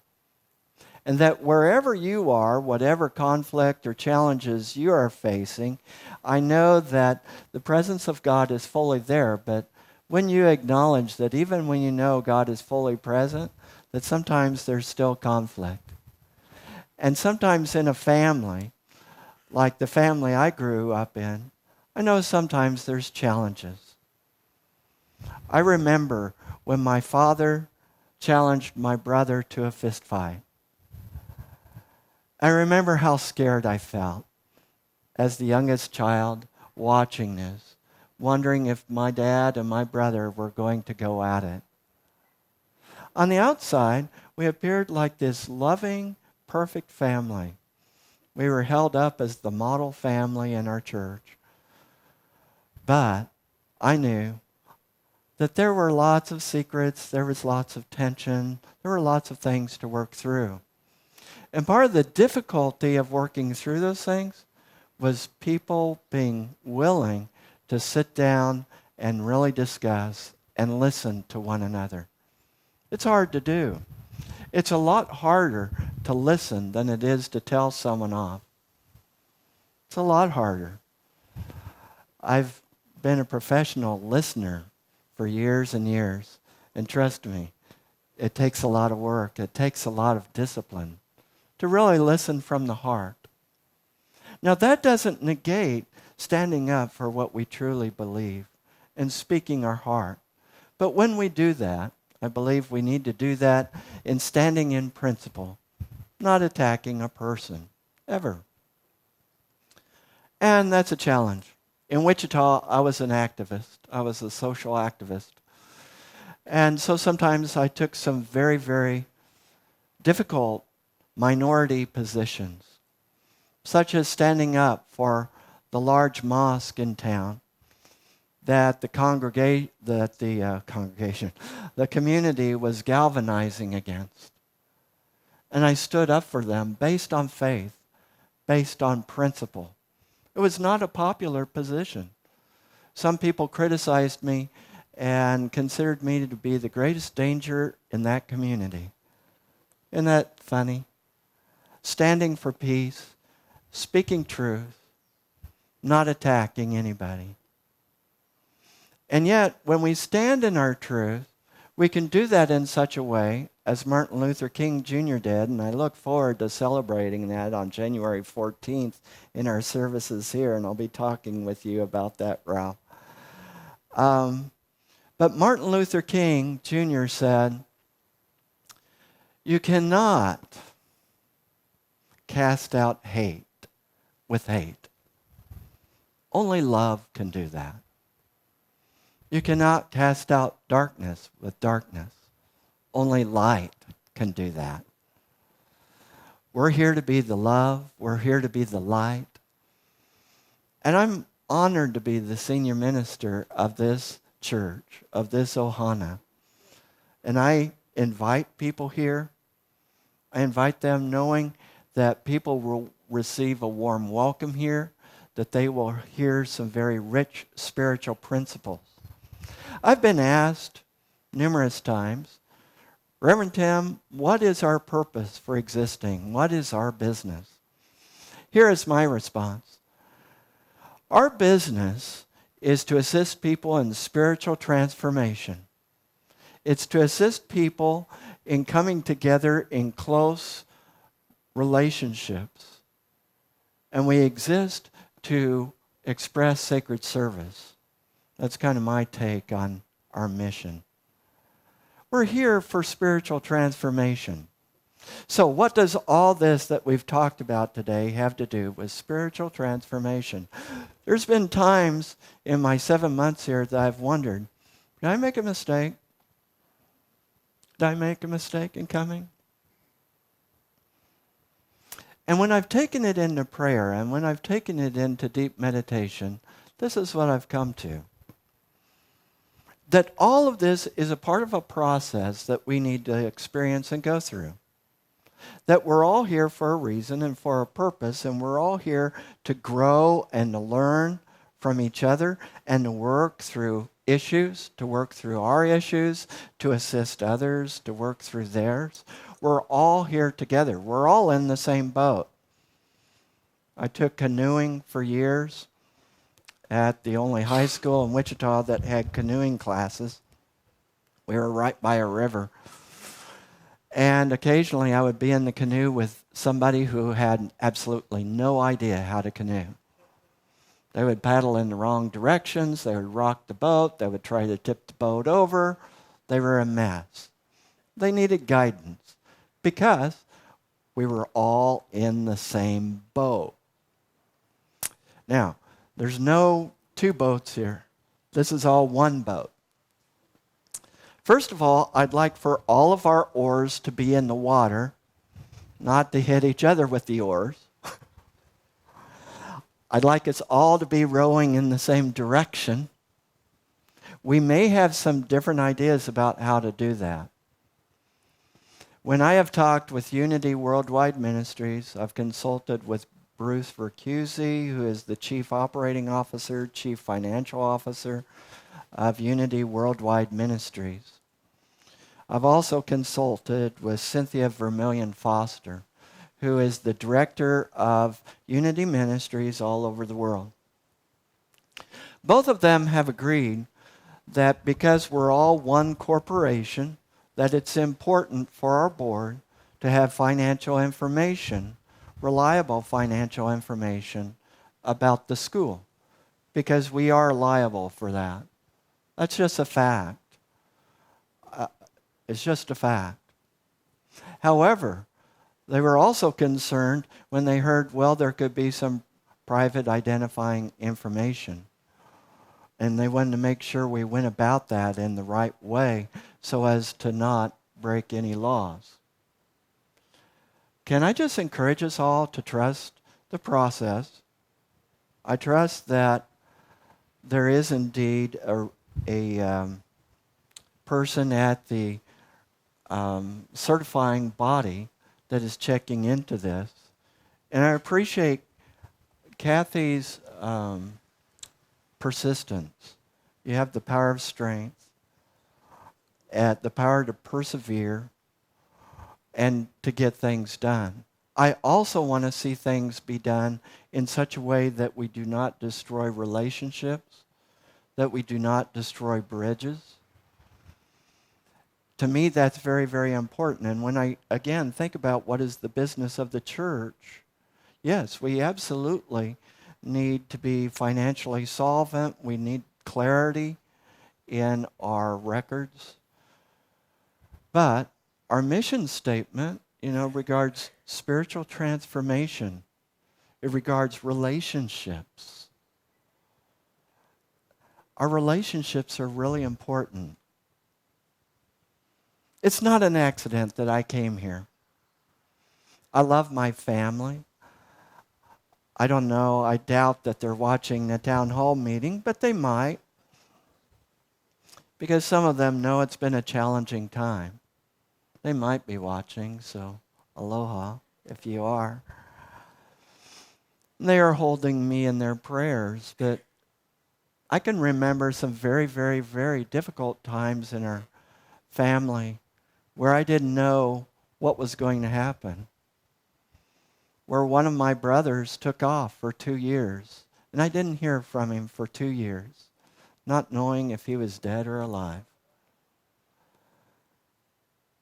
I recognize that sometimes as families, we deal with very difficult things. And I remember the feeling as being a small child in that family, feeling helpless, not knowing what the solution is, wanting to help people to work together, but not knowing how to bring it about, not knowing how to do it.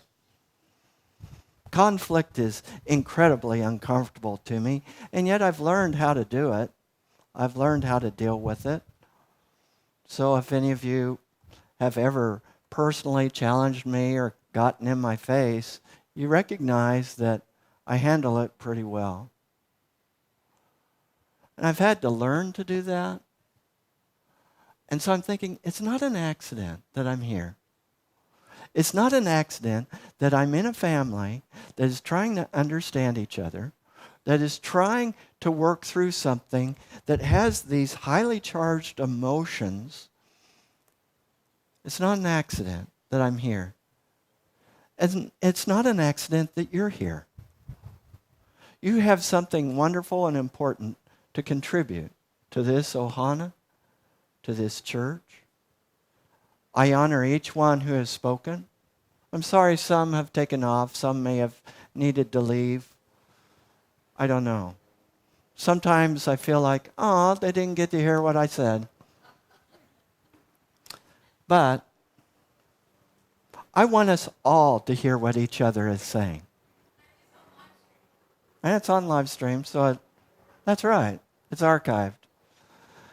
So I want us to commit inwardly. You know, I've been talking about this intention of giving.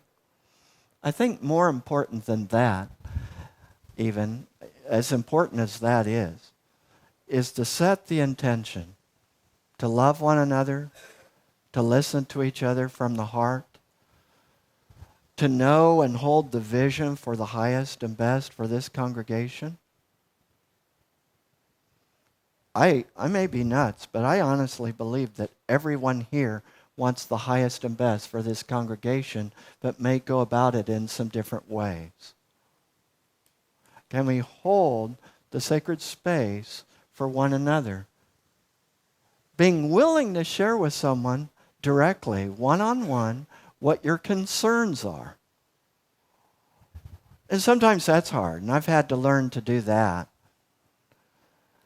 I got a message this last week from a woman that was a social worker in the health system I used to work at in Wichita. She was so excited to hear I was in Wichita. She was wanting to find, or in Hawaii. She was so excited to know what was going on with me. And we have this wonderful connection, almost like brother and sister. And I thought back when I was there at the hospital, how we fought with each other. How at one point, we were ready to tear each other's heads off. Where we both wondered whether we could both coexist in the same space. I was the chaplain in trauma services. That was one of my jobs. She was the social worker in trauma services. And we would bump heads. Oh my goodness. We got into it. And so one day, we had a meeting. As I remember, I called the meeting, but Linda, if you're watching, feel free to correct me. I called the meeting to meet one-on-one. Can we talk about this? Can we work through this? Would you believe that we became really, really close friends and started being the best team around that hospital?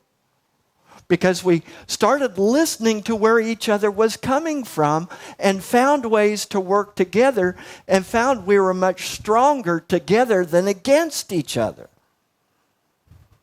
It was an amazing transformation. And I thought, what great timing that she got in contact with me this last week. It was a great reminder to me. I would just like us to hold that vision, to know that we are all one family together. I'm honored to be here. It is a challenge. There have been some times where I've been discouraged. There have been some times where I felt disillusioned. There have been some times where I was sobbing. It's been quite an adjustment process. But this congregation has been so loving and so accepting and so embracing of Olga Lucia and myself. I know you don't get to have a lot of interactions with her, but she is so incredibly supportive. I mean, it's her birthday, but she's totally understanding of me being here and is supportive of me. I'm so proud of our staff here. Of Lisa and Judy. And if you guys watch this, you do so much incredible work. You watch out for me in so many ways. And the way that I know that is when you take off. Things are different. I want to express appreciation for Amy in bookkeeping, who does so much work, does a lot of work beyond that which she is contracted for, spends a lot of hours here, does a lot, has worked hard. She inherited this situation where the books were much in need of repair, and she's worked very, very hard at that.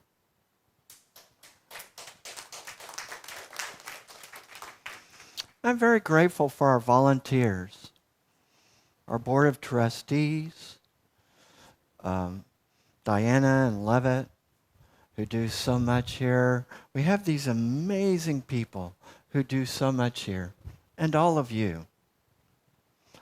I don't know how it happened, but somehow you're in my heart. Somehow God called me here. And it's not an accident. It's not a fluke. Some people maybe were expecting someone different. Some people might have expected me to be someone different. I am different. But you know, I know I'm called here. I love each and every one of you. And I know with absolute certainty that this church is growing and will continue to grow, that we are prosperous and will continue to experience prosperity, that we are the wisdom and love and light of God in action. It is an honor to serve with you. God bless you. Thank you.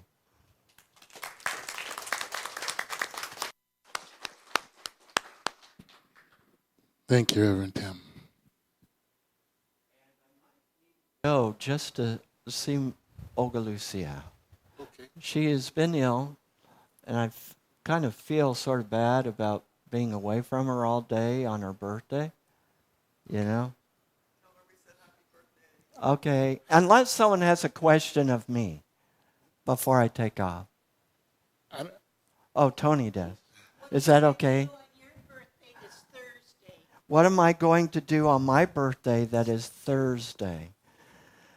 I don't know. I don't know what I'm going to do. It's a challenge. I really haven't given it much thought. Bylaws committee. I have a feeling it may not be the bylaws committee.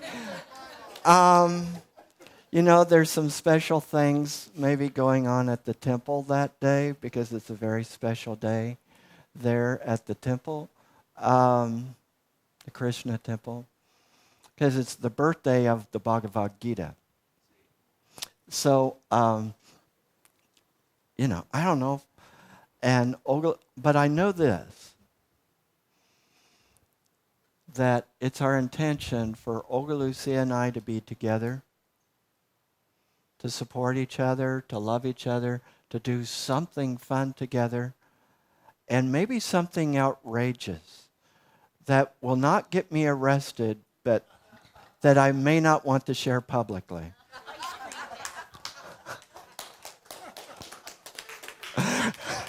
On that note, I think you should close us out in prayer. Oh, okay. All right. We ready? All right, let's join hands for prayer. Song of Solomon.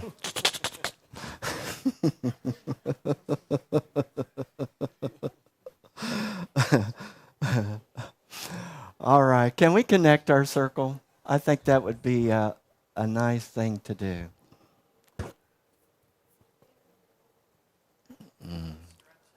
There we go. There we go. I knew we could do it. There we go.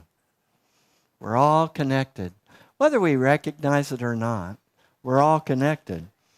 And unity knows that we're all connected. Whatever we do to another affects us. You know, just like when someone spat in Martin Luther King Jr.'s face, he calmly wiped it off with a handkerchief, folded up the handkerchief, and handed it back to the person, saying, "Here, I think this belongs to you." We are all in this together. So, I invite you to take a deep breath. We know in this moment the oneness, the presence of God. We know there is only one presence and one power living as us and living as this divine idea called Unity Church of Hawaii. We bless each one here, those who could not be, those who are elsewhere, those who are love streaming. We surround them with our prayers, knowing that we are the light of God in action. And for this we give thanks. And together we say, and so it is. Amen. Amen. Thank you. Hugs all around. High fives. Chest bumps. Whatever. Love you too.